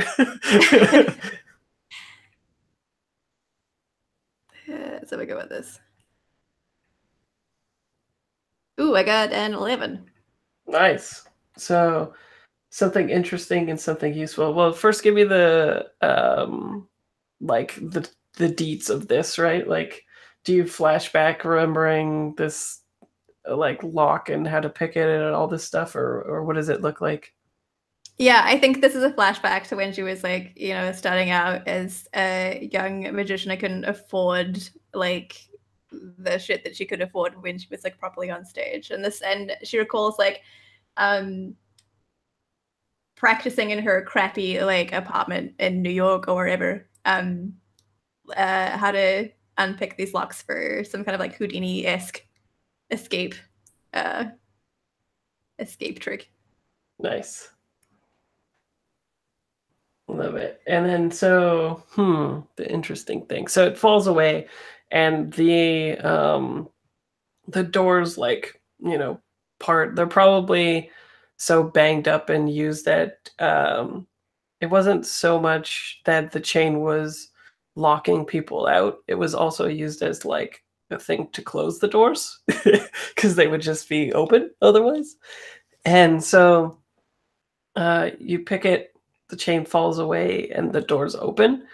And on the other side, the part that is interesting and useful to you would be, I know. I think that you see an orderly that you've never seen before, like patrolling this place, and he has like a flashlight. And that'll be the interesting thing. The useful thing will be that as all of the orderlies, he's not super interested or competent in his job. He is just here and doing it. He has the same amount of like presence as Emmett has basically when they're doing what they're supposed to be doing. Can I add that maybe he has like headphones, like earbuds or something on, and so like you can see him sort of like maybe like half stepping, like sort of like half dancing at the same time. So maybe like totally ignored all of the sound that we just made because he was like listening to his music as he was patrolling. Nice. Yeah. Awesome. And then so what do you guys do? I kind of like the image of us, like the camera being straight on this like guy with the headphones, and you just see us like go past like right behind him while he's just like standing there like And is it a different AC/DC song or something like "Dirty Deeds" or something? Dirt cheap. Also, by the way, as a funny anecdote about that song, when I was a kid, I was pretty sure that the guy was singing "Thunder Jeep Done Dirt Cheap" or something like that. My dad laughed and Thunder Jeep. Yeah, I was. Jeep. Yeah, that's what I totally thought he was saying. It was like Thunder Jeep, and I was like, "Whoa, that sounds like a pretty good Jeep." Until Yeah. Dirty Jeep. Thunder Jeep. Yeah, what it was I thought he was repeating it in like a different way both times. So it was like Thunder Jeep, Thunder Jeep. And then, of course, one day I was singing along and my parents turned their heads. I like that the guy is he's singing that along to the, you can just hear him mumbling as we're like going, he's like Thunder Jeep, Thunder Jeep. Yeah, totally. Sweet. Yeah, so this guy passes, and I think it's like no, that doesn't really make sense for a floor plan, but I was gonna say it would be, I think across the way you see like what would signal that it yeah. So there's actually like a coded lock across the way in the library. And nowhere else in all of this place is there a coded lock. It's quite strange. So we have the like zoom in Mission Impossible thing, right? Like, and then we pull back out again, and you guys are like ready to go. Otherwise, it would be, I think, just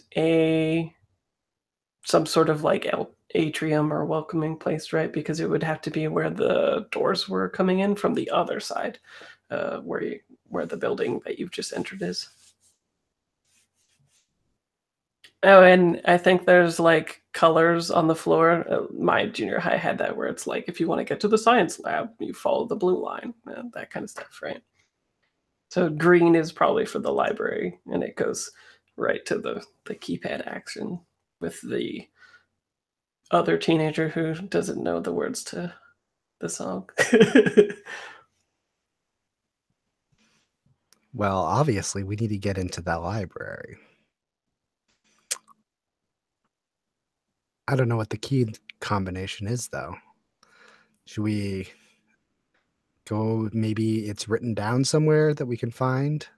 The orderlies, they're not exactly the brightest out here. If they need to get in there, they've probably like written it down in their locker or something. Ooh. Great minds think alike. Imogen, it's probably on a post-it note on someone's computer or something like that. Yeah. To the teacher's lounge. That's where we should go. We should go to the teacher's lounge and see if it's written on a post-it note on the bulletin board.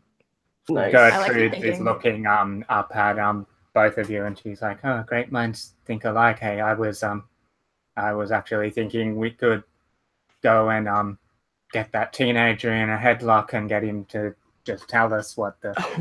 But I guess probably your plan's better. So that can be plan B. That's a good plan B. If the first plan doesn't work, we can go to that. Yeah. You can headlock them all you like.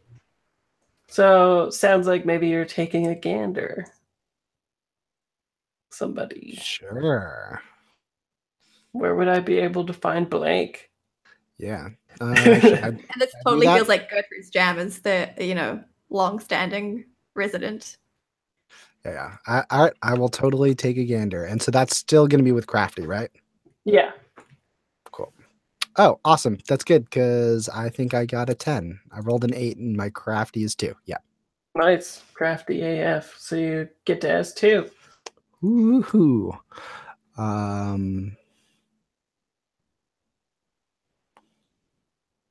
Yeah, so the obvious one is where would I be able to find the code for the door? Yeah. But what's the other question?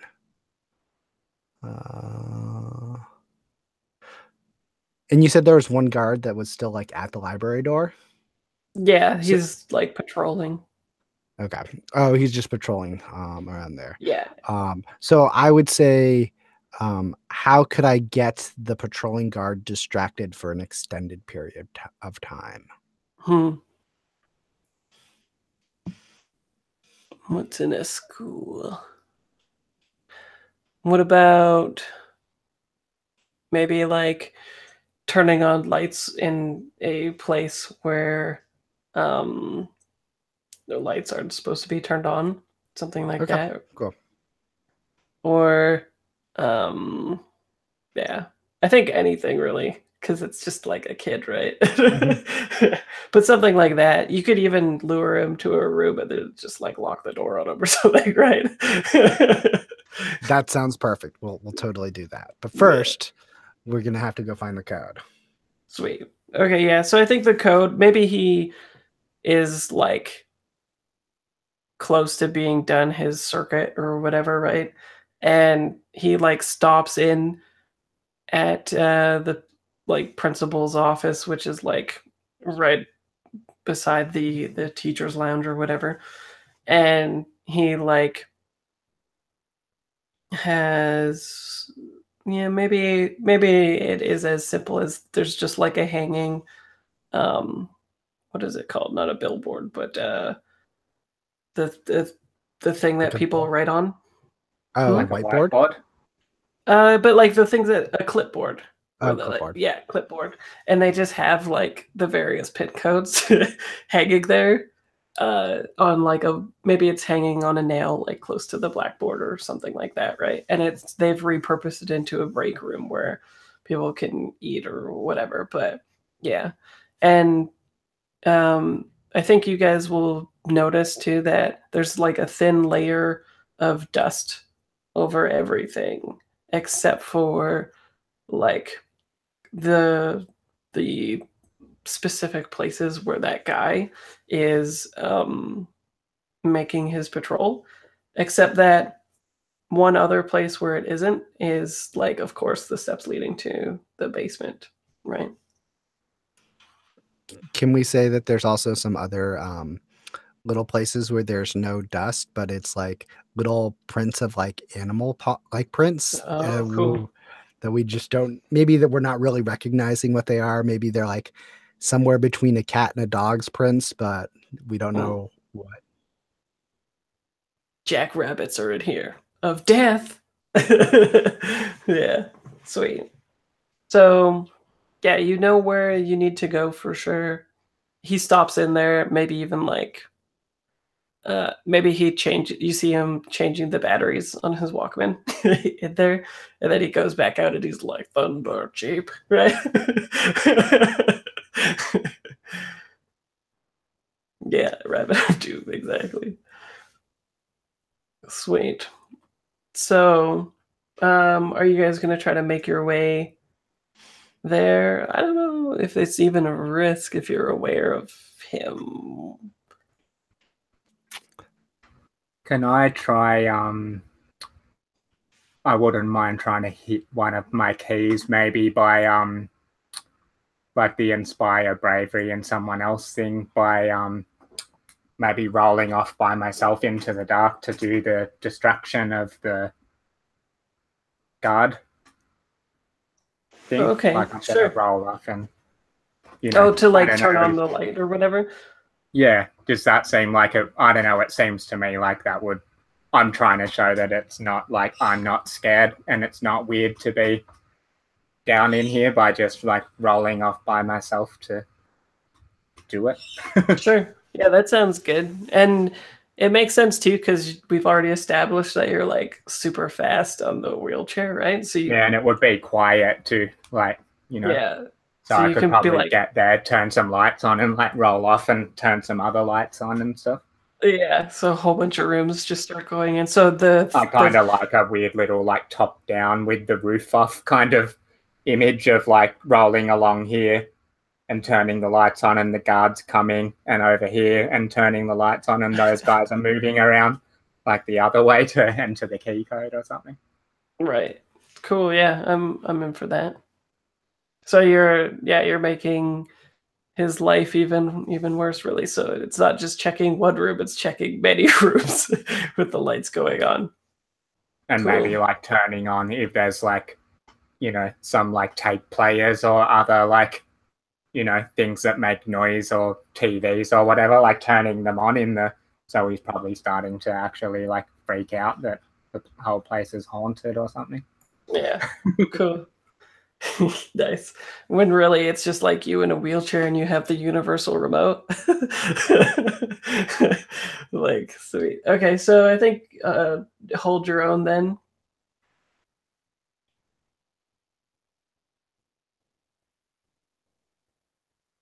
Which would be gutsy. I don't know what I did with these stats. Like, only one move is correct, basically.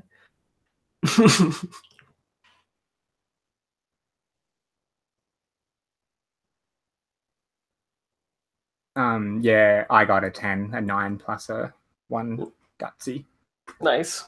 So maybe you do actually have that remote too, right? So Yeah. like periodically you just like turn shit on in the AV room or whatever.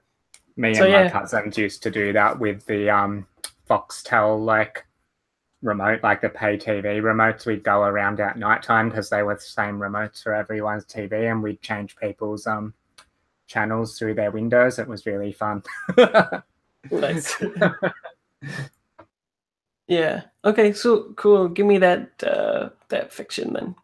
What does that look like? Yeah, I think we get that like top down kind of like Pac-Man hallway view. Maybe it's even like it's actually like there's little icons for each of us and the guard, and I'm just like bloop, bloop, bloop, bloop, bloop, and you see like the little like things lighting up with sound coming out of them, and it's just like bloop, bloop, bloop, and the guard's just going around like everywhere. And then I guess maybe we meet back at the door, and by this time I think maybe the guard ends up, it works so well, the guard ends up sitting back in the principal's office, and he's just like he's sitting there like freaking out at he's got his stuff off, and he's just like shivering and freaked out at the desk. Like he's not going to come out of the office again for a while.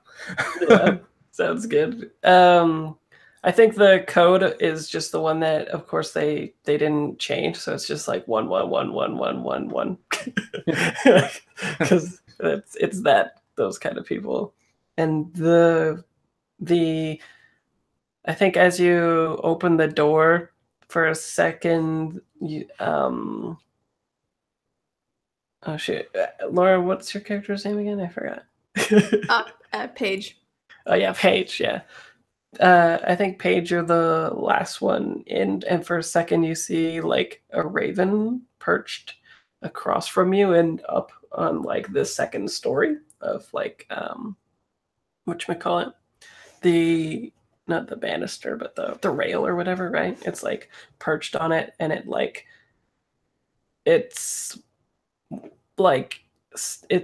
it doesn't sound like it's about to call, but it makes the motion like it's about to call, right? And then you kind of like do a double take and it's gone.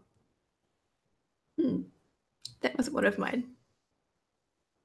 What? I said that was one of mine. Like, yeah. I thought you said that was one of mine. I'm like, what? Plot twist. Cool.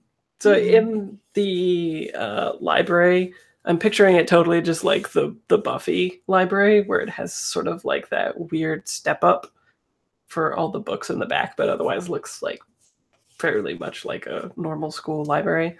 As soon as you go in, there's like the place for the librarian's desk and all that. And I think just for effect too, there's more of those like paw prints and stuff like that in here too that's come and gone, which is really strange because it was a locked room. And in the library, you see like, how would I describe it? It would be like, I think it's like a pot lights, I guess. So there's a giant table that's like a conference table for when kids would want to study or whatever, right? With tons of chairs on the sides. But for some reason, on top of it, there's like a tank that is filled only to a quarter length with water.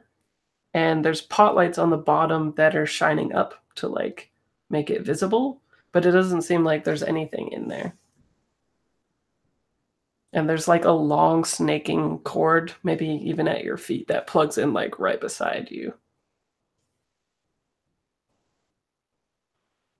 What do you do? I think everyone probably stands there like super quietly for a while, just going, "What the hell? What is this?" Yeah. Gertrude definitely lights up a cigarette.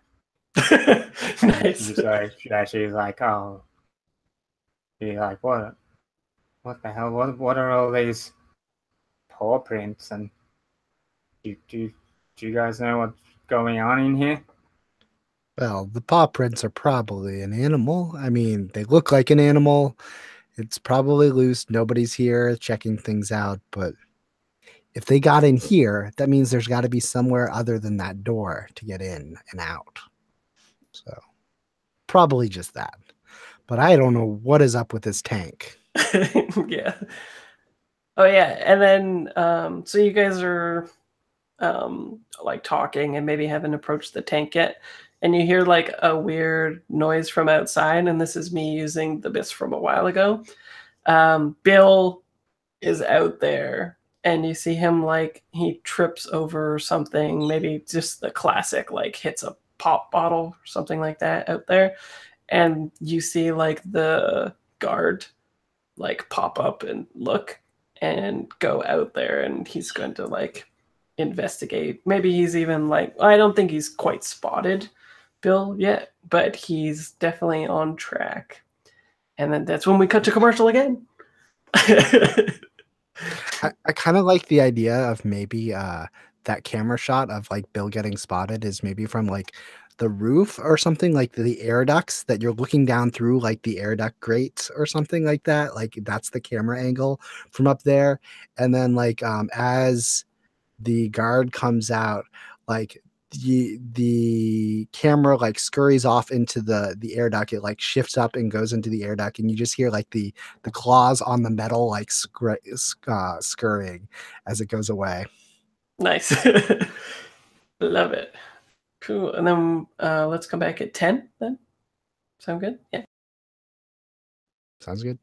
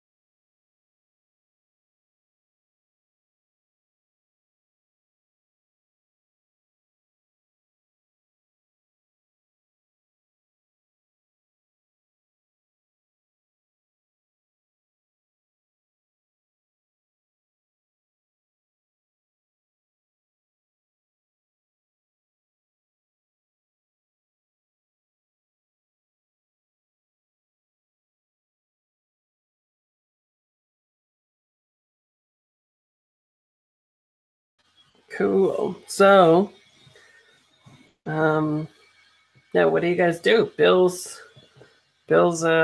messing your day up or night up. Or maybe he's just a really good distraction for you. I don't know. I was gonna say, right now he's a pretty good distraction. Yeah. Except that he knows he's following us, right? So he could potentially tell the dude that he was following us here. Although they probably wouldn't know that we'd already gone into the library, seeing as it's got like a code and everything. Yes. Really hard to get into it. Yeah. Yeah, very difficult. Nobody would ever guess the code. Well, I don't personally care about Bill at all. Yeah. Is Bill this same guy that I was talking to earlier that was, or was that a different old dude? Same guy. Yeah. Yeah, although now I am starting to believe a little bit in his strange theories. I don't know. It's up to you guys. Probably know Bill better than me. I don't care about Bill yet.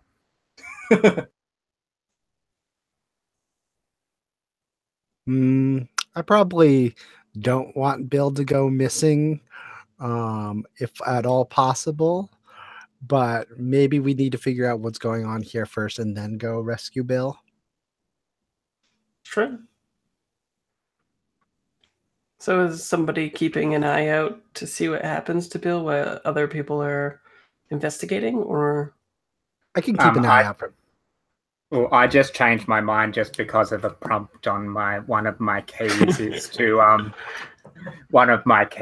stick up for someone who couldn't otherwise. So Weird. maybe I mention maybe I'm like, I don't care about Bill, and then as the like that seems like we're gonna leave him to his like fate. Maybe I think you see Gertrude like reconsider. I think she gives a big sigh. She's like, "Ugh." Look, Oh, Gertrude, man. do you want to go look after Bill? Yeah, we can't just leave him out there. I mean, I don't think we were going to just leave him, but like it would probably help if you keep an eye on him. And maybe, you know what? Maybe you can distract that guard again and keep him away and maybe go talk to Bill. Yeah, so perhaps I think I'm parked near the door. Maybe I've even like the library doors open a little crack, so I'm looking out to where this is happening, perhaps while the others are investigating the library. That sounds like a good division of things. Mm-hmm. Sure. What do you want to handle first? I think maybe the investigation happens before you get to Bill. Yeah. Okay. So, who's investigating? Is there helping happening, or? Hey, do you want to investigate and maybe I'll help you? Yeah, I would love to investigate. I think I also have a key involving investigating. Oh. That is a bit of a side quest, not necessarily pertaining to like our main quest, but I would like to do it. Sure. Which is find and give something to the muzzled that proves the story. Oh. So I guess I had in mind, like, perhaps if we are to do some investigating around the library, that there's like, of course, like they still work on paper archives and paper filing systems and stuff. So they've archived like a bunch of old stuff just in for boxes. just for fun, why don't we say that like whatever you're looking for is on microfilm, right? Yeah, totally. Because then you can just swipe the film. Yeah. Yeah, and I guess we'll find out what's on it. But maybe like rooting through all of the stuff here happening across these microfilm boxes, and maybe one of them says like Imogen on it, like it's like on tape, like across it. Ominous, yeah. Yeah, so I'll grab that. Yeah, I'll have that one. I'll have that one. So here's a question then. Is it sort of like I don't know if you've seen X-Files, but X-Files, they have like, he stumbles upon like a room with like everybody's names in this like filing cabinet and stuff. Is it like that where everybody? Yes. Oh, now I'm thinking of Life is Strange. Like, you know, the binders of people and stuff. Yeah. But those binders are way creepier. Yeah. Yeah.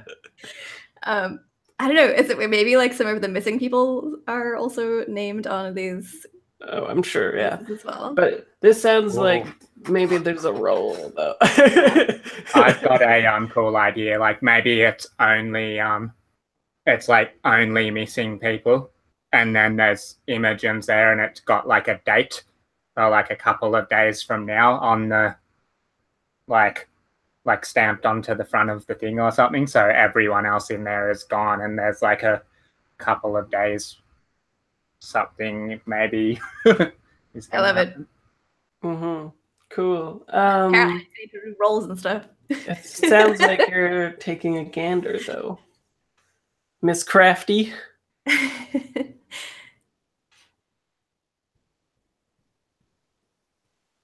I always like, I know the dice are random, but I always have bad feelings when I'm looking at 2 5s, and I'm like, those 5s are not coming back to me. Yeah. I got a 8. Well, there you go. It's not so even with the advantage. Oh, oh yeah. Sorry, I need to roll another one then. Thank you. That's, is it with plus crafty? Yeah, crafty. And I think it's a 10. Yeah, it's a 10. Sweet. So S2. Oh crap. Where's my moves? And we'll say that you get you find the things that you've already described, obviously. You get and then the take a gander is exploring more of those things and maybe other stuff in the room. Yeah.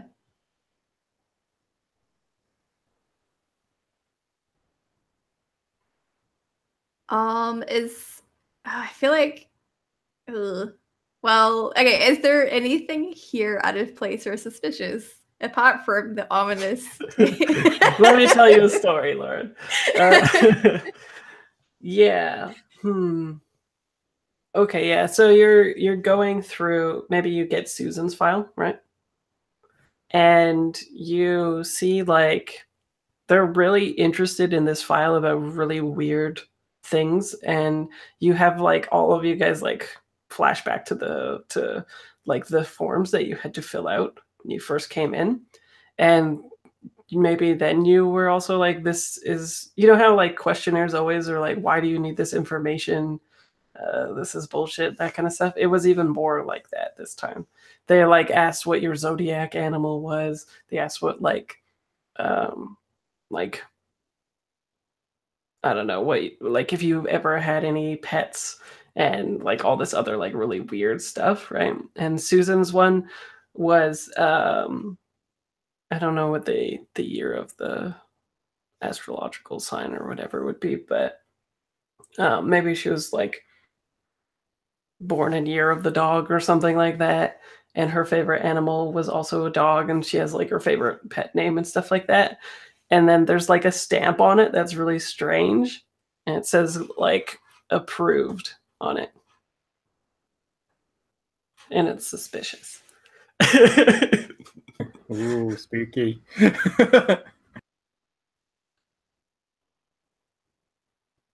And I dig asking this question always, which is this going to get worse before it gets better? Yeah, so maybe you pick out, Imogen helped you pick out like all the other missing people because they've been there longer, right? And I think then you get like the fuller scope, and you're like 12 people have gone missing, right? But I think you have like something like 20 or 30 files as you like continue to go back and find things that say like approved on them. So it's getting worse. Fantastic. Oh, I forgot about Terry. I guess he did go missing. Yeah. Well, I was thinking more like it predates even you, right? Yeah. Like you keep going back looking for approved seals and stamps and stuff like that. And that's when we cut over to Gertrude, right? Like rolling up on, I think the young kid is about to like press the side of the hallway and do his, hey, you're not supposed to do that, right? I think I'm just going to, she's just going to watch and see what happens first before she intervenes. That's her plan, or to see if she has to intervene. Yeah, I think Bill is curiously looking. He looks at the like weird animal prints or whatever that are going down to the basement, and is like starting to go down there when the kid like shines the flashlight, and then there's like a sound that's like, it could be either him moving really fast to get down the stairs or him falling, right? We don't know. It's a tense moment for the audience.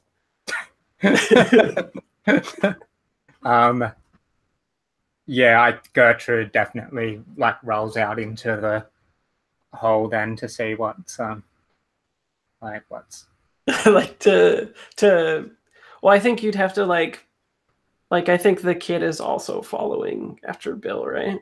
So are you like trying to take out the kid, or just get into a position where you could like look over and see what happens? I think actually she rolls out into the hole and she calls out to the kid and to Bill. And to Bill? What are you saying? Yeah. She's I think she's just like, hey. Okay. Like, I think come back up here. I think you have to do it like 3 times because the music's really loud, right? And then it stops to go to the next one, and then he spins around. And what would he have to like? I'm trying to think of what he would have to like incapacitate old people that would be like hardcore. Capsicum spray and a taser. Well, maybe we'll just go old school and say that he's got like chloroform. Yeah, that's what I was thinking. He like pulls out a cloth and like a bottle or something, right? And he's like, "You just wait right there." And then he like looks over and he's like, "I'm gonna get your friend later too." So I think I quickly want to do a key and then a move, if that's okay. Sure. So I've got the disclose who or what taught you to become brave. So I think we get another another flashback of Gertrude, like much younger again, and I think it's like maybe even the year comes up or whatever, and it's like, oh no, I don't think it does because we're in some strange parallel universe here.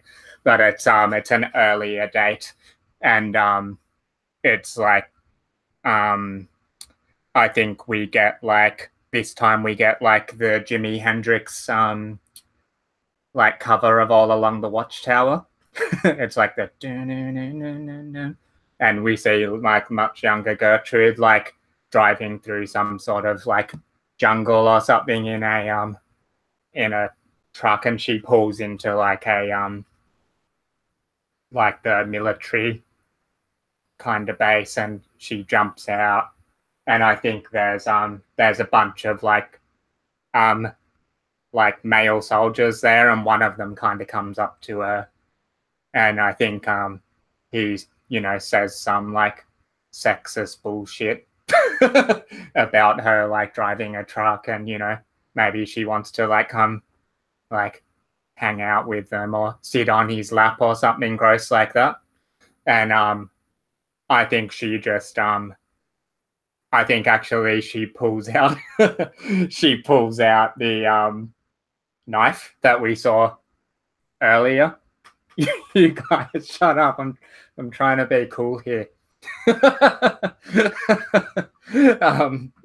Yeah, she pulls out the knife that you saw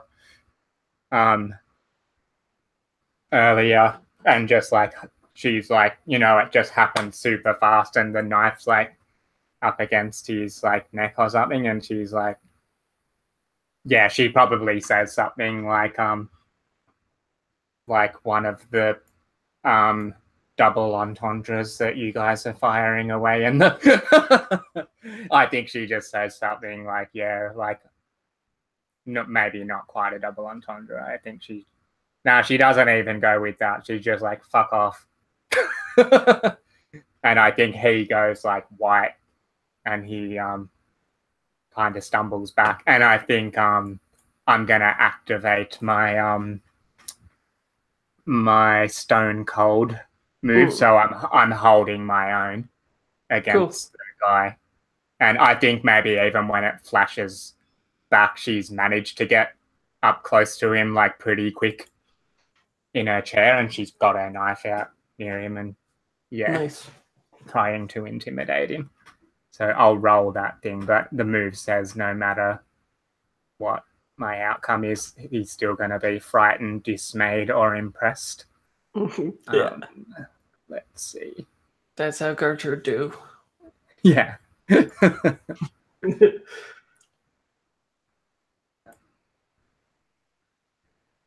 5 and a 4, so it's probably a 10, I think. Oh, you guys are killing it this time. Yeah. So yeah, tell me what happens. Yeah, I think actually quite like the idea that it's a really similar reaction, like it's almost a mirror reaction of this like douchebag from the war. This kid like reacts in a really similar way, but I maybe if I can take the liberty, I don't know what happened to Bill. Where is Bill gone down the stairs somewhere? Or is he nowhere to be seen? Well, if you like come around the hallway or whatever, maybe as you're coming at the kid, you glance over the side or whatever, and you see Bill kind of like slowly making his way down. And what's making all the sounds that it made it seem like he maybe fell was he's wearing crap, what are those called? Birkenstocks. And they keep like slamming on the ground violently. And he's only on like he's like fleeing for his life, right? But as a like comical twist, we'll say he's on like the 5th stair going down or something only, right? As he's making his way. Maybe I can maybe I think she's just gonna like the kid's looking at the knife, she's kind of waving it around, and I think she's like calls him like closer, and he's like reacts to it. Then I think she's just gonna like maybe kick him in the leg, and as he's falling, she just like totally decks him in the side of the head. It's all like slow motion, right? Yeah. You like kick the thing off, and we get like the slow motion. Hey, he's like he like slowly falls, and then we just get Gertrude's fist going like crumples. Yeah, she's like shaking her hand. She's like, ah. Nice. Yeah. Cool. And so what's happening back at the place? What are you guys doing with this crazy information? I'm totally grabbing all of the files everywhere and trying to figure out how like I can carry all of them back. Well, Gertrude has a wheelchair. There's got to be like that pouch thing behind it, right? Oh yeah. Or underneath it or something. Yeah, so like I'm looking for like, because it's a library, like maybe maybe it's got one of those like rolly cart things that like you would stack books on as you like go through there. So like I take it and like take all the books off of it and put like all of the films and stuff onto that and start. And then I think I lay my cane over it like that, like, or I hang it so it's hooking there, and then like using that as like sort of the walker as I like walk out of it. I'm like, all right, we've got it. Nice. Cool. And then so are you guys just leaving the room then? Is there anything else in here? That was the tantalizing. Was it like a fish tank? Right? Oh, right, the fish tank. Yeah. I don't know what's going on with the fish tank. Yeah. I feel like we should turn the lights off on it. Like unplug the Okay. thing from the wall. Yeah. Yeah. We're This is a bit scary. Good, scary Imogen. Because I had the exact same idea. So are you gonna, like, if you turn it off, I think the room will be completely dark, though. Oh. I think it's the only thing lighting it. So you're gonna risk turning on the lights? I don't really want to risk turning on the lights, but I do want to unplug this thing. Yeah. Do Well, it. maybe you've got like maybe you can rustle up like a flashlight in here or something. Yeah. Make it nice and creepy. Totally gonna tap my can and be like Lumos, and they'd have like a light. I think maybe what we do is we just do it very simply is I go to the door and have the cart there like with the light still on, and then I open the door so we get the light from the hallway, and then like, all right, unplug it, and then like hopefully the light from the hallway is enough that like you can make your way to the door. Let's do this. So you unplug it, right? Mhm. And the like pot lights go out, of course. I think you even get like the tense couple of seconds where it takes a little while for the power to go out on it. Like at first you're just like, is this an unnaturally powered device or something? But then it finally does go low. But then you start hearing like a rattling beneath it. And as you look, there's like the conference table is quite strange. Instead of it being the normal conference table that you see with kids, there is the chairs all pulled up to it, so you couldn't tell. But there's obviously like a compartment below this fish tank, and it's rattling and stuff. That is so old school. Oh yeah. Yeah, that's a trick from the old days. Secret compartments underneath the table. Mm-hmm. Don't worry, I've got this. Wouldn't people notice the water though, or no?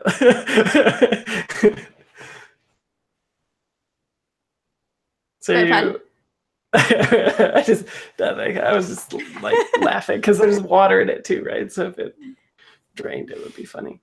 But yeah. So what do you do? Yeah, I feel pretty confident. I wanna investigate this hidden compartment. Okay. Do you think that? Yeah, I think it would be holding your own, being gutsy, moving Awesome. forward. This is gonna go real well. Fear, danger. Don't worry, guys. I got this. I don't got this. I don't got this. I'm like, you got like I'm totally supporting. Like, you got this. Like, I think right over there, like they've always got those hidden things where you pull out a drawer and it opens something else up there. It's got to be something like this. They're not that clever. It's got a hidden mechanism, like hidden switch in the back of it. Yeah, totally. Yeah, exactly. Yeah, I've seen all those things. In those spy TV shows, you pull out the front desk and then that opens the other drawer. Like, it's one of those.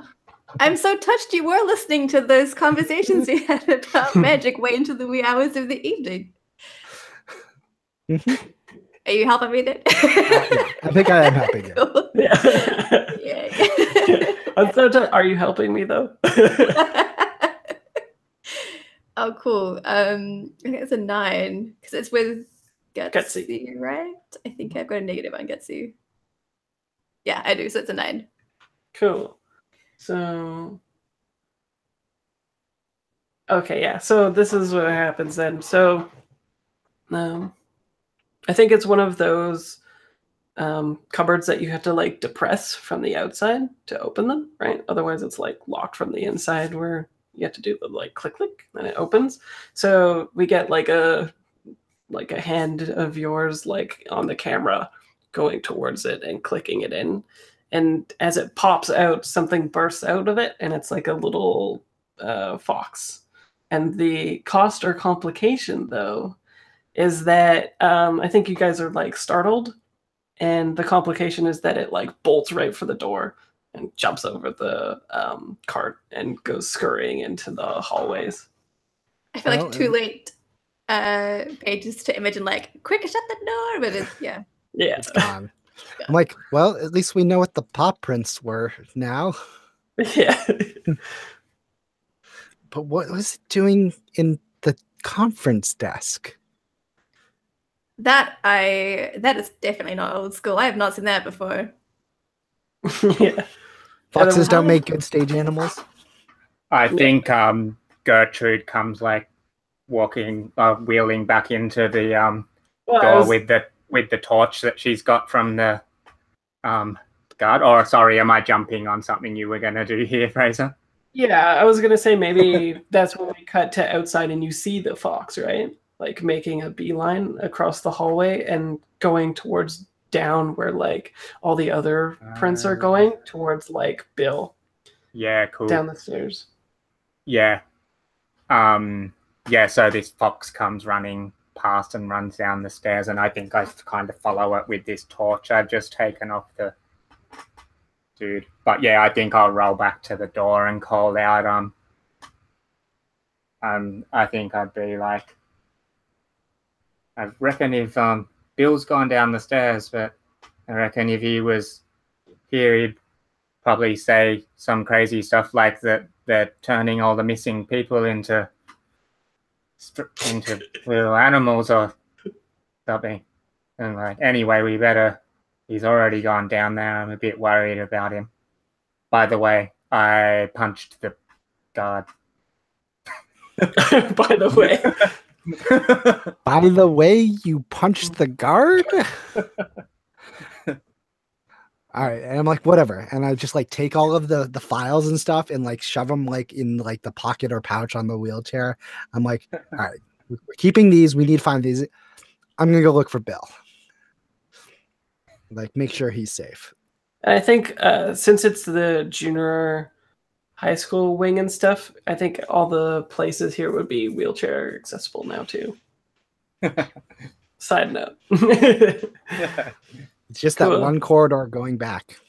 Yeah, exactly. They're just like, nope. You know what we probably have to do is we have to like go outside the building and go like on like the playground, like instead of the through the hallway. But I'm still planning for me to die at the bottom of the stairs anyway, so that'll be fun when we get to it. Nice.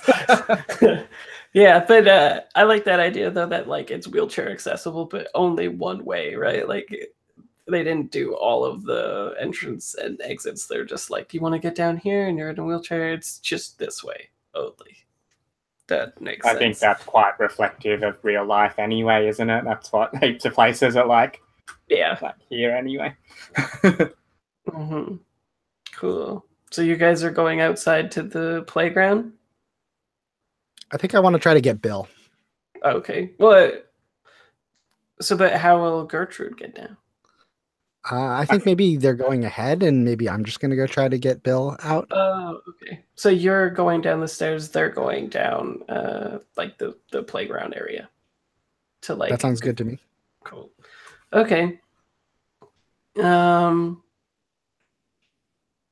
think before you go, I'd like to do a move. Okay. Which Ultra hug. pretty almost. I think I want to trigger off mine, which is like when you touch an object and let the table know that it is important to you. The very next time it is touched by anyone else, you know about it immediately. And I think what happens is like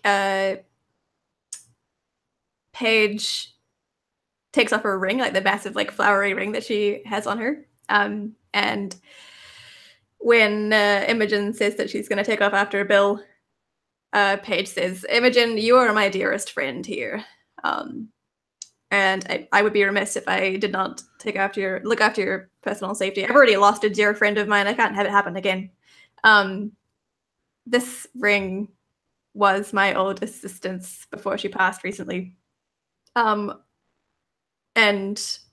it is indeed magical. I would greatly appreciate it if you would pocket it. And if you get into trouble, just put your hand on it and I'll know that we need to come and help.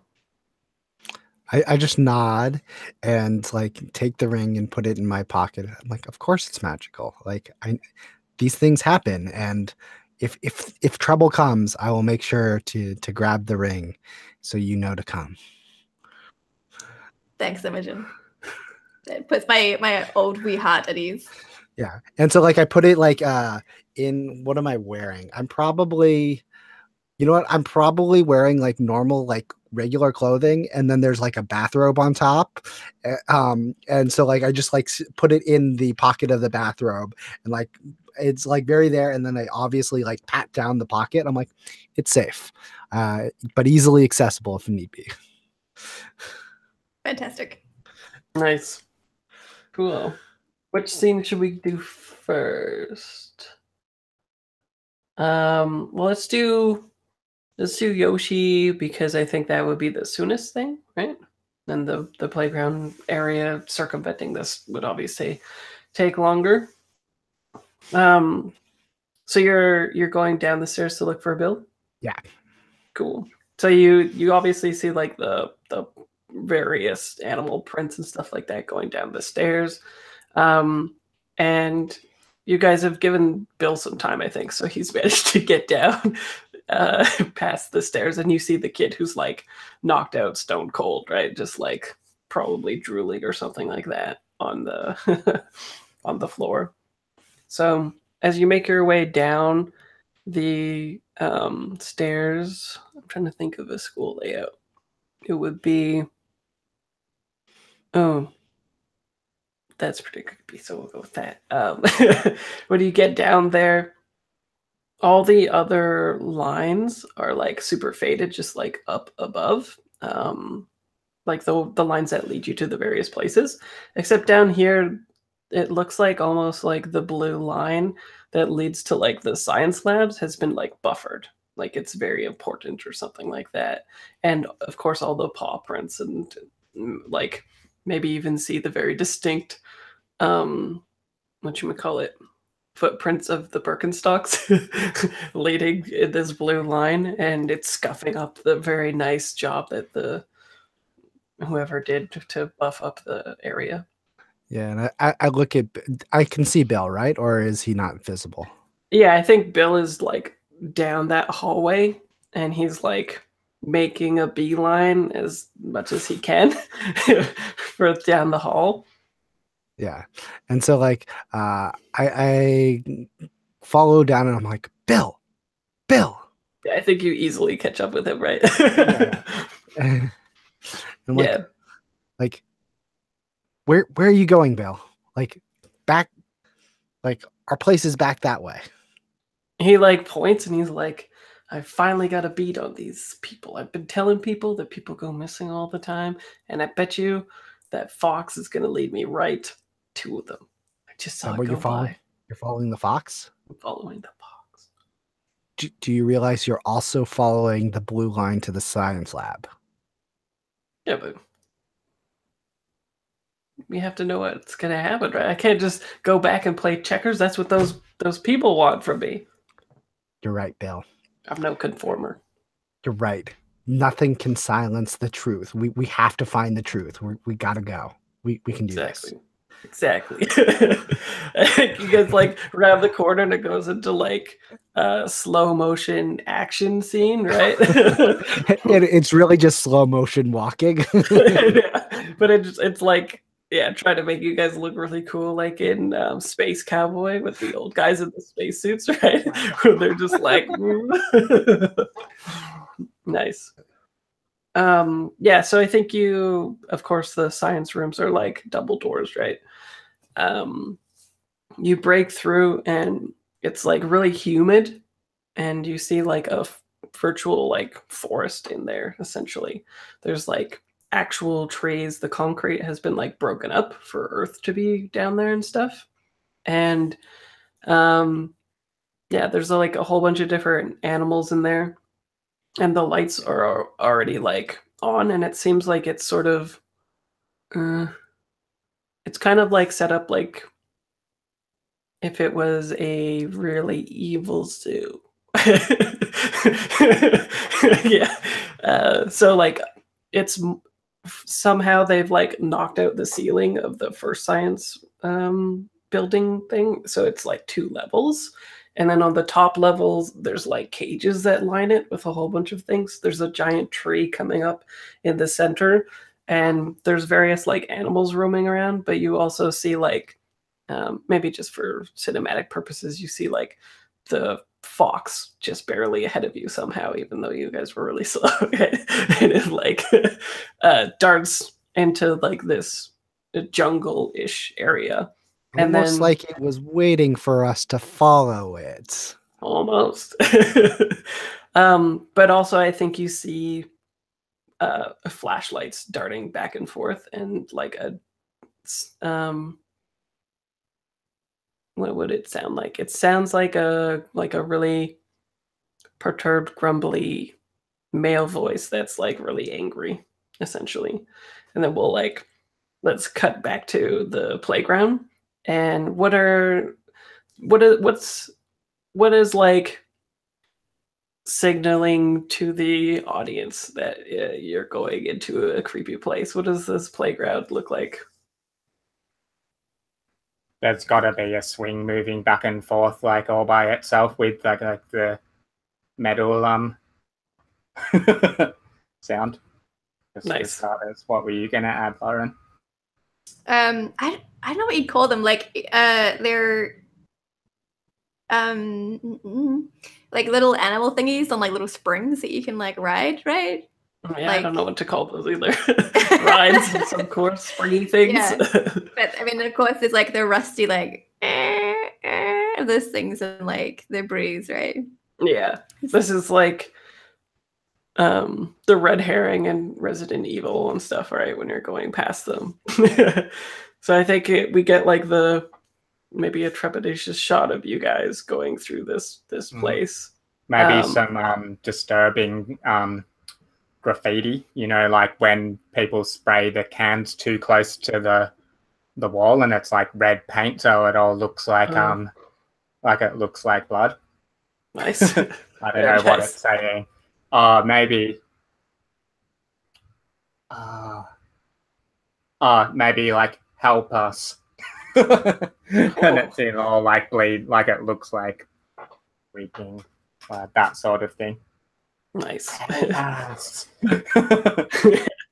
And I think like you're going through this place, and this is the thing where like the audience is like, oh, clearly something terrible is going to happen here, but it's like the red herring, you just move past it like no problem. It's just meant for like ambiance or whatever.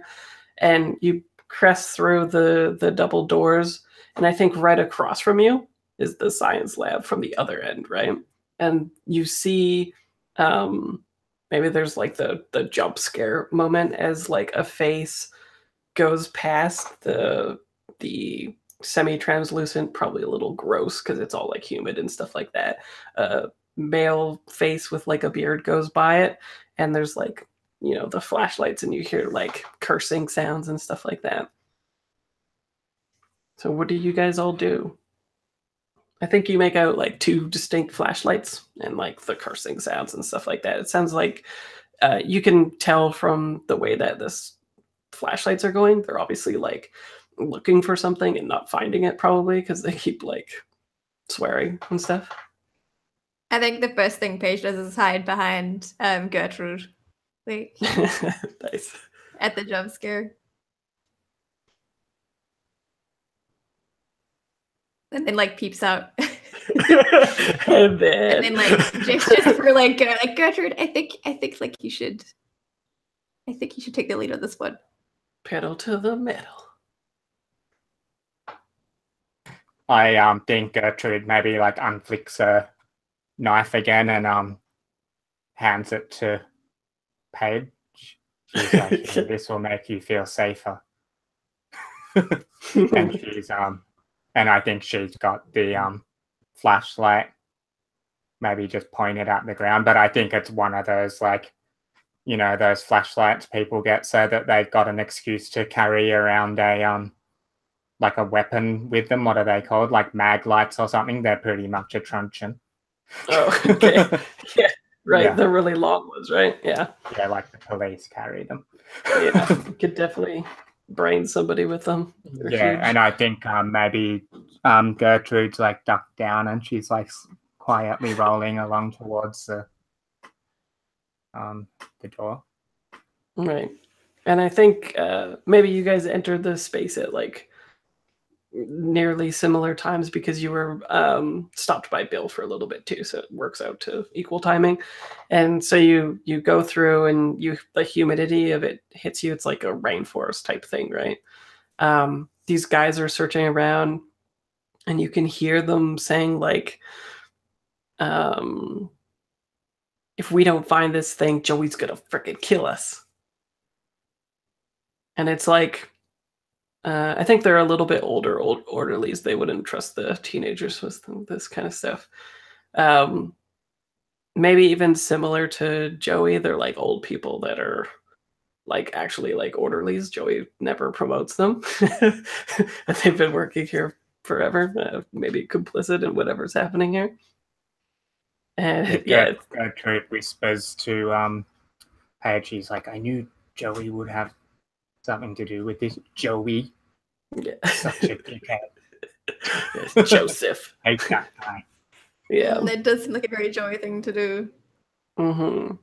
And there is whatchamacallit. Yeah. I think you guys also see the fox, like it goes out of the peripheral for Emotion and then comes to like your side of the camera or whatever, and it starts like winding its way up the trunk of this massive tree that shouldn't exist, essentially. Sneaky like.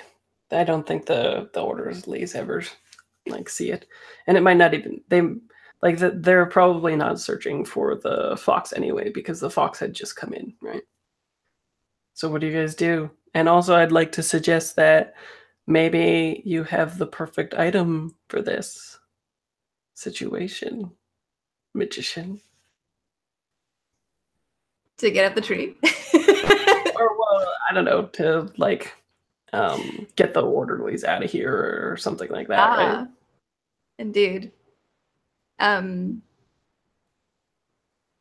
They probably communicate one way. Maybe you have like a walkie-talkie or something like that they use or something like that, right? Yeah, one that I like procured earlier. Yeah. And like a tape recorder of Joey's voice that you've like mixed to say the perfect thing. Yeah, like, perfect. Come get me out of here. Emergency. Something like that. Yeah, she like reaches into. Oh yeah. It could be whatever you want though. That's just an idea. It doesn't have to be that.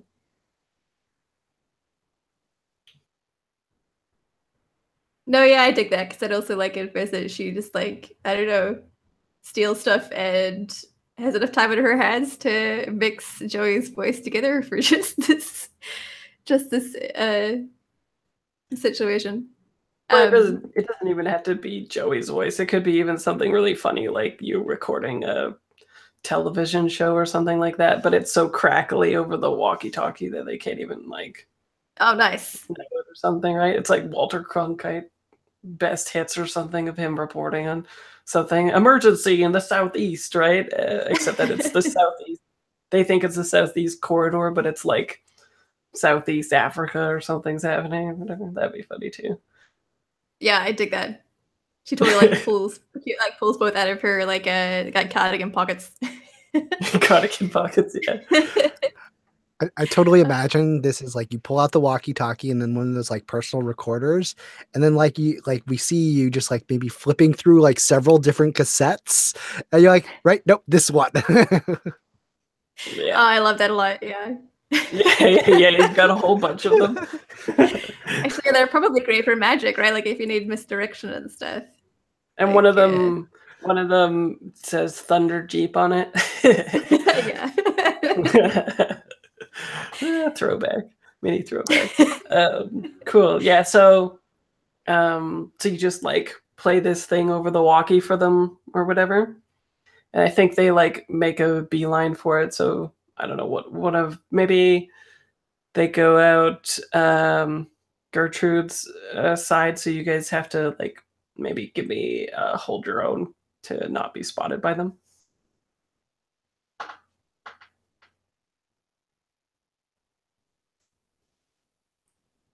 Otherwise, Gertrude's gonna have to lay a beating, maybe. I rolled a 10. Wow, you guys, calm down. Okay, so give me the scene of like you signaling them to leave and getting out of the way and all that kind of stuff.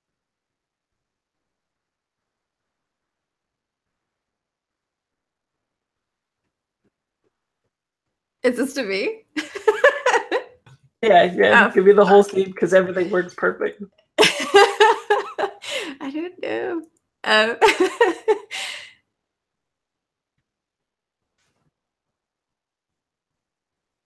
Oh man, I am blanking. What do you think? What do you think, Gertrude? Yeah, I think it kind of happens like we were talking about, like you're flipping through the tapes and stuff. And what is it? I kind of like the idea that it's something off of you've mixed together a couple of things from some old movies that have like misdirected them. But I think maybe they just look at each other and kind of come running out, but they're coming straight like towards us in that hallway. So I think maybe I think Gertrude's able to get out of the way, but you have to do some sort of awesome magic thing to like disappear or like get out of the way. So what do you what's the magical thing that you do, or a distraction or something, so that they run straight past you?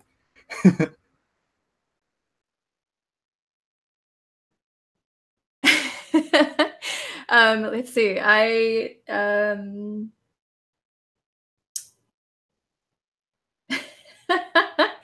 kind of dig like Paige swearing, and then sort of like throwing down some of those smoke puffs, like with the sparkles and stuff. And then she's gone, but she's kind of just like apparated to like a shadowy, like underneath the slide, the playground or something in the shadows. Nice. Like unnecessarily throws a smoke bomb down. Yeah. Yeah, and it parallels the card trick too, right? Like, how did you get over? Yeah. But maybe it's also like it just worked. It's mainly for Gertrude's benefit. Like the smoke's dissipated by the time that the guards come running around anyway. So I just see a puff of smoke and you disappear. But like, yeah, Nice. Yeah, I like that. Cool. Yeah, so the guards bolt, right? And I think with the guards gone, you guys like converge in this like towards each other or whatever, and Bill was like, I fucking knew it. I knew it. Right? He's like looking at all the animals and stuff, and he's like, I knew it. And he's like, then he turns to you guys and he's like, what's going on? And we found all these files on everybody who has gone missing, but I don't know what else that means. And then like I kind of want to like maybe like as we like survey this area to try to figure out like hopefully like maybe we find something like the cages are labeled with the missing people's names or things like that type thing. So should I roll take a gander or remember the good old days? Because I don't really feel like it's remember the good old days, but like the gives me something interesting or useful sounds more appropriate than the questions. You're also in a science lab, so I guess it could be something like scientific if you wanted to remember something in that regard. Yeah. Well, so like,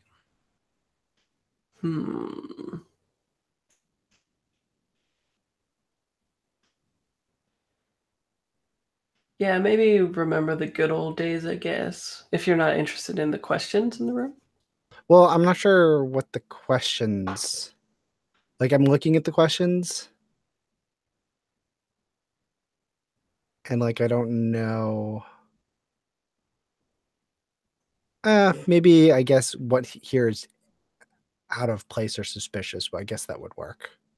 Mm-hmm. As you're like surveying the place, right? Yeah, like Looking for I'm clues. surveying the place. Like that might be the question that would work. All right, I'll do that one. So that one's crafty, right? Yeah. For real crafty. I got a 9 on that. Cool. So- Are people helping you search? Maybe. How are you guys helping? Who's helping? I'm not helping. helping. Well, that's pretty decisive. What are you doing to help?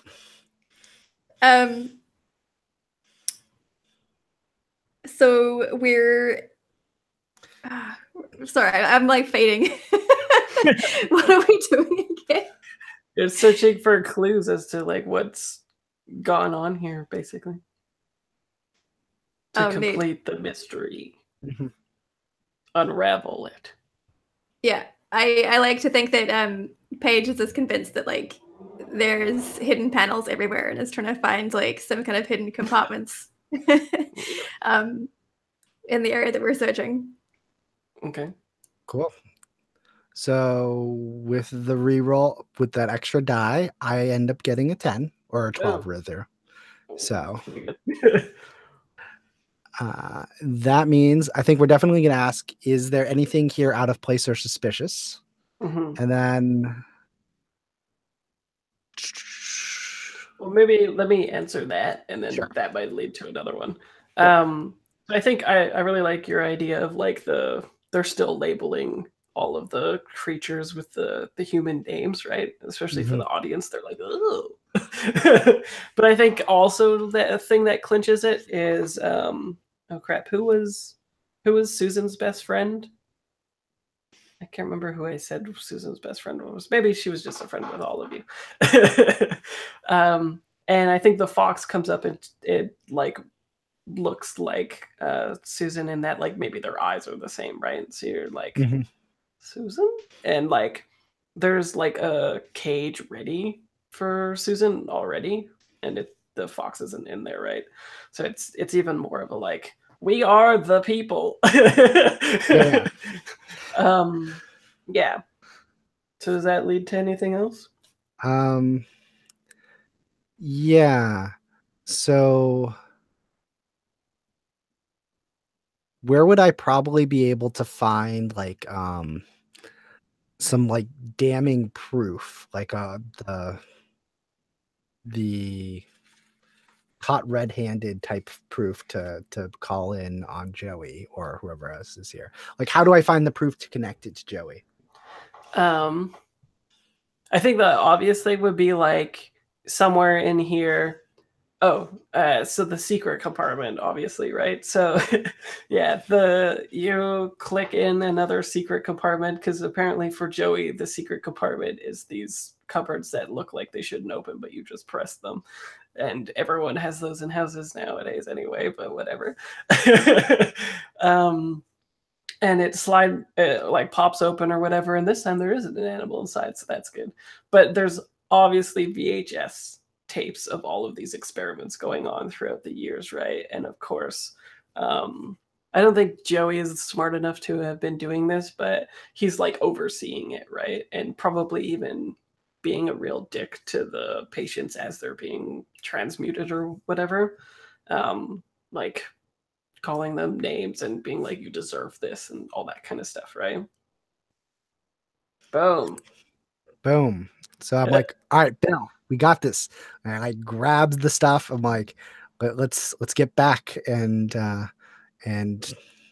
call it in. Yeah. Well, so I think now we can just probably do exposition, like, or what am I thinking of? The scenes afterwards. Epilogues. Yeah. We can just do exposition.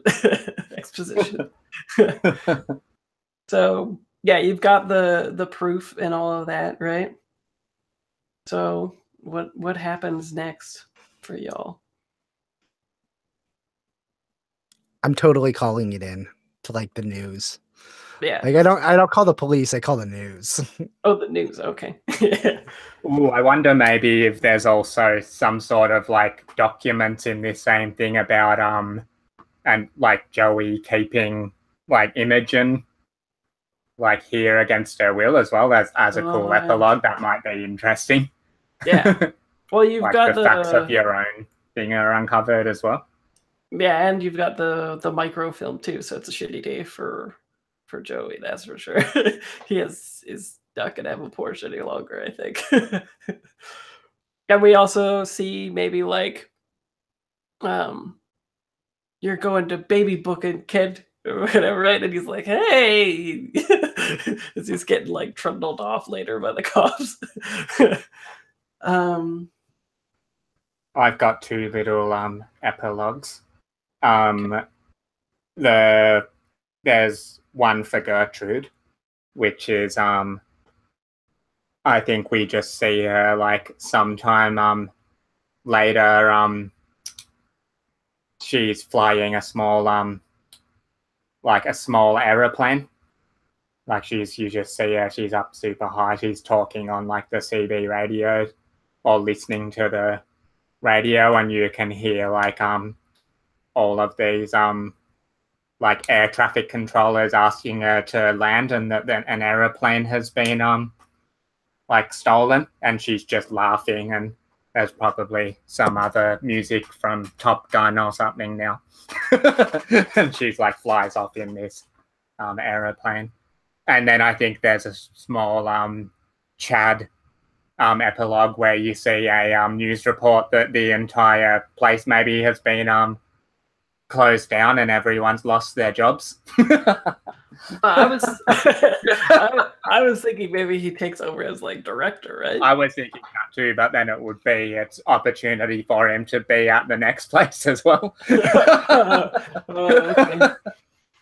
All right. Well, we could even be like billionaire director of or not billionaire, but like well-off director of homes. And it has like Chad, and I was thinking like it would be like another news story after Joey going to jail, and it's like revolutionary new old folks home in which like everyone has like a pet, and there's like a zoo, and it's like a care animal or something. Oh, that's awesome. Yeah, I like Mhm. that. That's nicer than Chad losing his job. Yeah, and this way he can still do the next one, but he'll be like well off. Yeah. Mm-hmm. Cool. It was his idea to do this, right? Instead of it was probably like a decision between like these animals having to go to like an impound or whatever, right? Instead he like made this. I think we see that on a newspaper headline type thing, and then like it cuts back to like an actual newspaper that you see Imogen holding, and she just like throws it down on the coffee table, still in the old folks. I was like, stole my idea. That was my idea.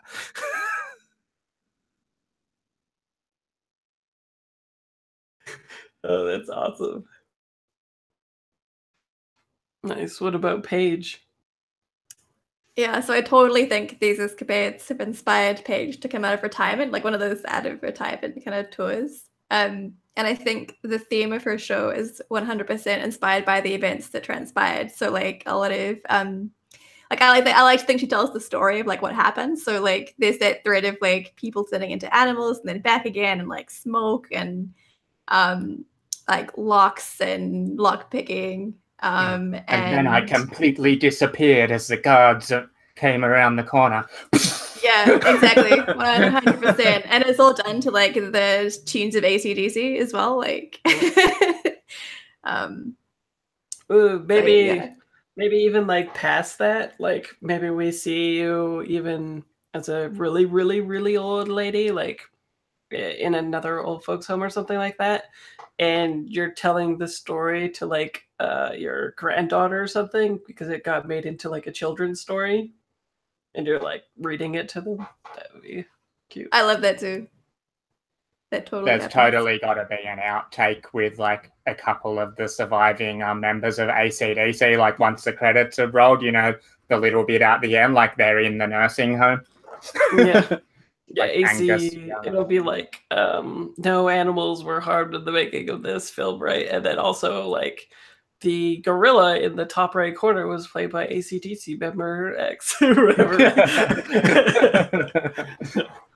Yeah, turns out we were in a Pixar movie all along. It's a plot twist. Nice. Any other things people have? I love the stole my idea. Or well, maybe there must be another one that's like cleared of, or like billionaire chooses to stay at home or something, right? As all the rights to Viagra get redistributed. Yeah. Yeah, and then you start dressing like Paige, right? Like all baller. Yep. You got like gold chains going on and stuff like that. I'm the one financing her return, her out of retirement show. Right. And maybe you're like tuned to the channel watching it in the old folks home or something. Yep. And like when she disappears, you're like, that was my idea. Love it. Cool. Okay. So I guess that's Restless. Done. So let's do roses and thorns. And we'll start with thorns, so we end on a good note. And we'll go left to right. So Lou, thorns. It's not really a thorn because we told a really good story, and it's more one for myself that I was noticing. Is I think did I bring in without prompting? I don't think I brought in any of the spookiness, and I noticed maybe I think like Yoshi was the only one kind of throwing in that extra stuff this time. I don't know.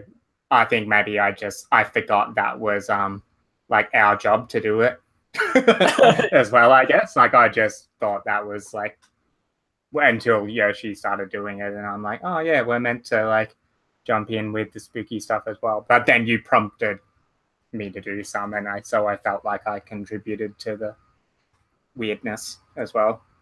Mm-hmm. Yeah, that's the only thing I can think of. Okay, Lauren. Oh my god, I think on that same note, I'm so sorry. I was like fading towards it. I don't know what happened. I was like, my brain's broken. Need some caffeine. Probably, yeah. I don't know. Maybe not. I don't know. Or no more caffeine. Quit the caffeine. Yeah. Otherwise, this isn't I think this is just like an editing thing. On the borrower, it says not lost, misplaced. When you cast about and roll a 6-, is cast about supposed to be. Cast about is the move that I got rid of to turn into take a gander. Yeah, I was gonna ask if it was take a gander. Yeah, it was. You were correct. So that's all though. Yeah, I'll change all that stuff. I think I changed all this late at night or something, probably. Seems like a late at night change where I'm just like, yeah, this should be that and this, and then we're all good to play tomorrow. Yeah. So I'll go through that because that move doesn't exist anymore. Yoshi? The only minor things that I could think of for thorns was like what we were just saying. There was a couple of editing things that were just like words not the right stat for things, but like we played around it easily, so that's not really that big of a deal.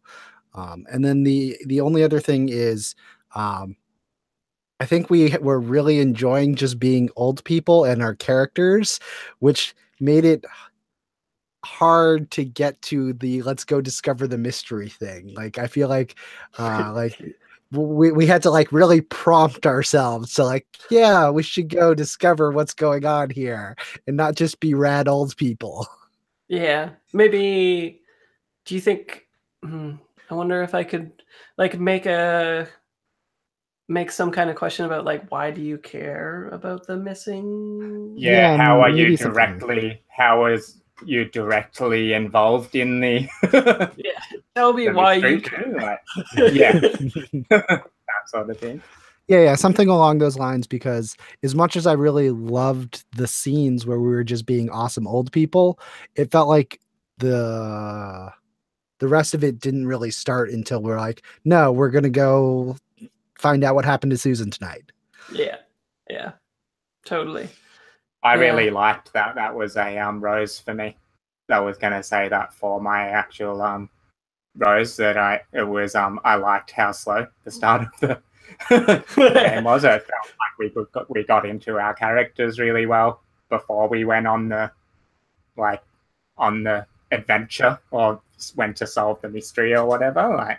Which is fun. I mean, because you often get to play the games where you find out about your character as you go along, but it felt like we had a really good base. So the second half we didn't maybe need to do that as much. We could just play our characters. Yeah. Any other roses?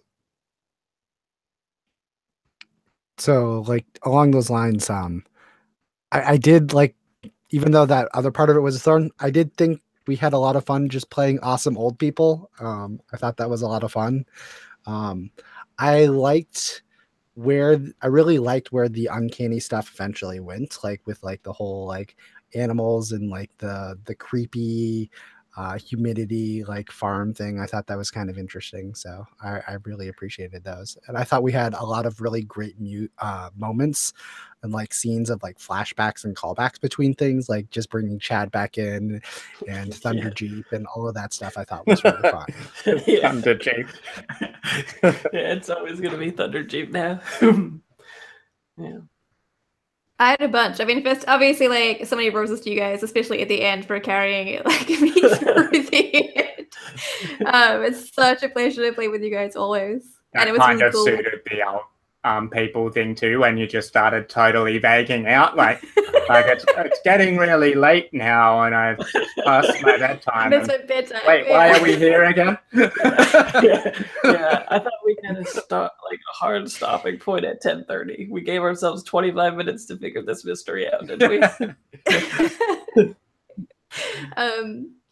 But yeah, no, I thought the playbooks were all super great. I read them and was like, I immediately had touchstones for every playbook. So I think they're really well written. The moves are amazing. I really liked having the key for a particular playbook as well, as the borrower. I thought that was a neat way to like build some fiction, like interpersonal fiction in a one shot. And yeah, I also really like how if you do play this sort of chronologically, you end on the takers and then you have this like other random uncanny event. It is a nice way to sort of like build another part of the echo as like a new chapter starts to the previous like 3 that we've done. And I'm curious to see how this will inevitably like wind back into our previously established stories if it does. Like, I think there's a lot to work with. Yeah, I thought everyone did great. And yeah, like you guys were saying, I think this could easily have been like a 4 or 5 hour game, really, where we're like just having a lot of fun. And then like an hour later, we're like, I guess we'll go do the mystery now. Totally. Yeah. I liked how we were all old women as well. I thought that was pretty fun. Yeah, that was really cool too. And it was fun. It was fun for me to I don't normally get that much personally out of finding an image of my like character. I actually kind of don't like it. It's like when for me, it's a little bit like when you've read Lord of the Rings heaps of times and you watch the movie and you're like, freaking Frodo isn't Elijah Wood. What the hell is this? Like, like it's kind of a bit like I prefer to just imagine everyone in my head and to build my own character as I go, but because I'm drawing that character at the moment, that was actually really fun for me because that picture's out of my head already.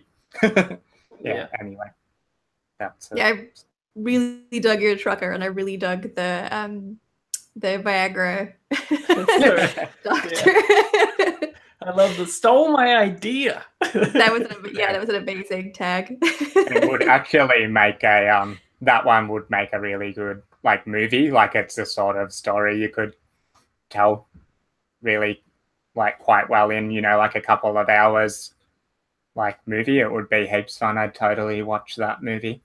Mhm. Have to Totally. pay a lot of rights for all of the music though. I like how your head goes there right away. You're like, this will be expensive. Sweet. Okay, I'm gonna stop recording.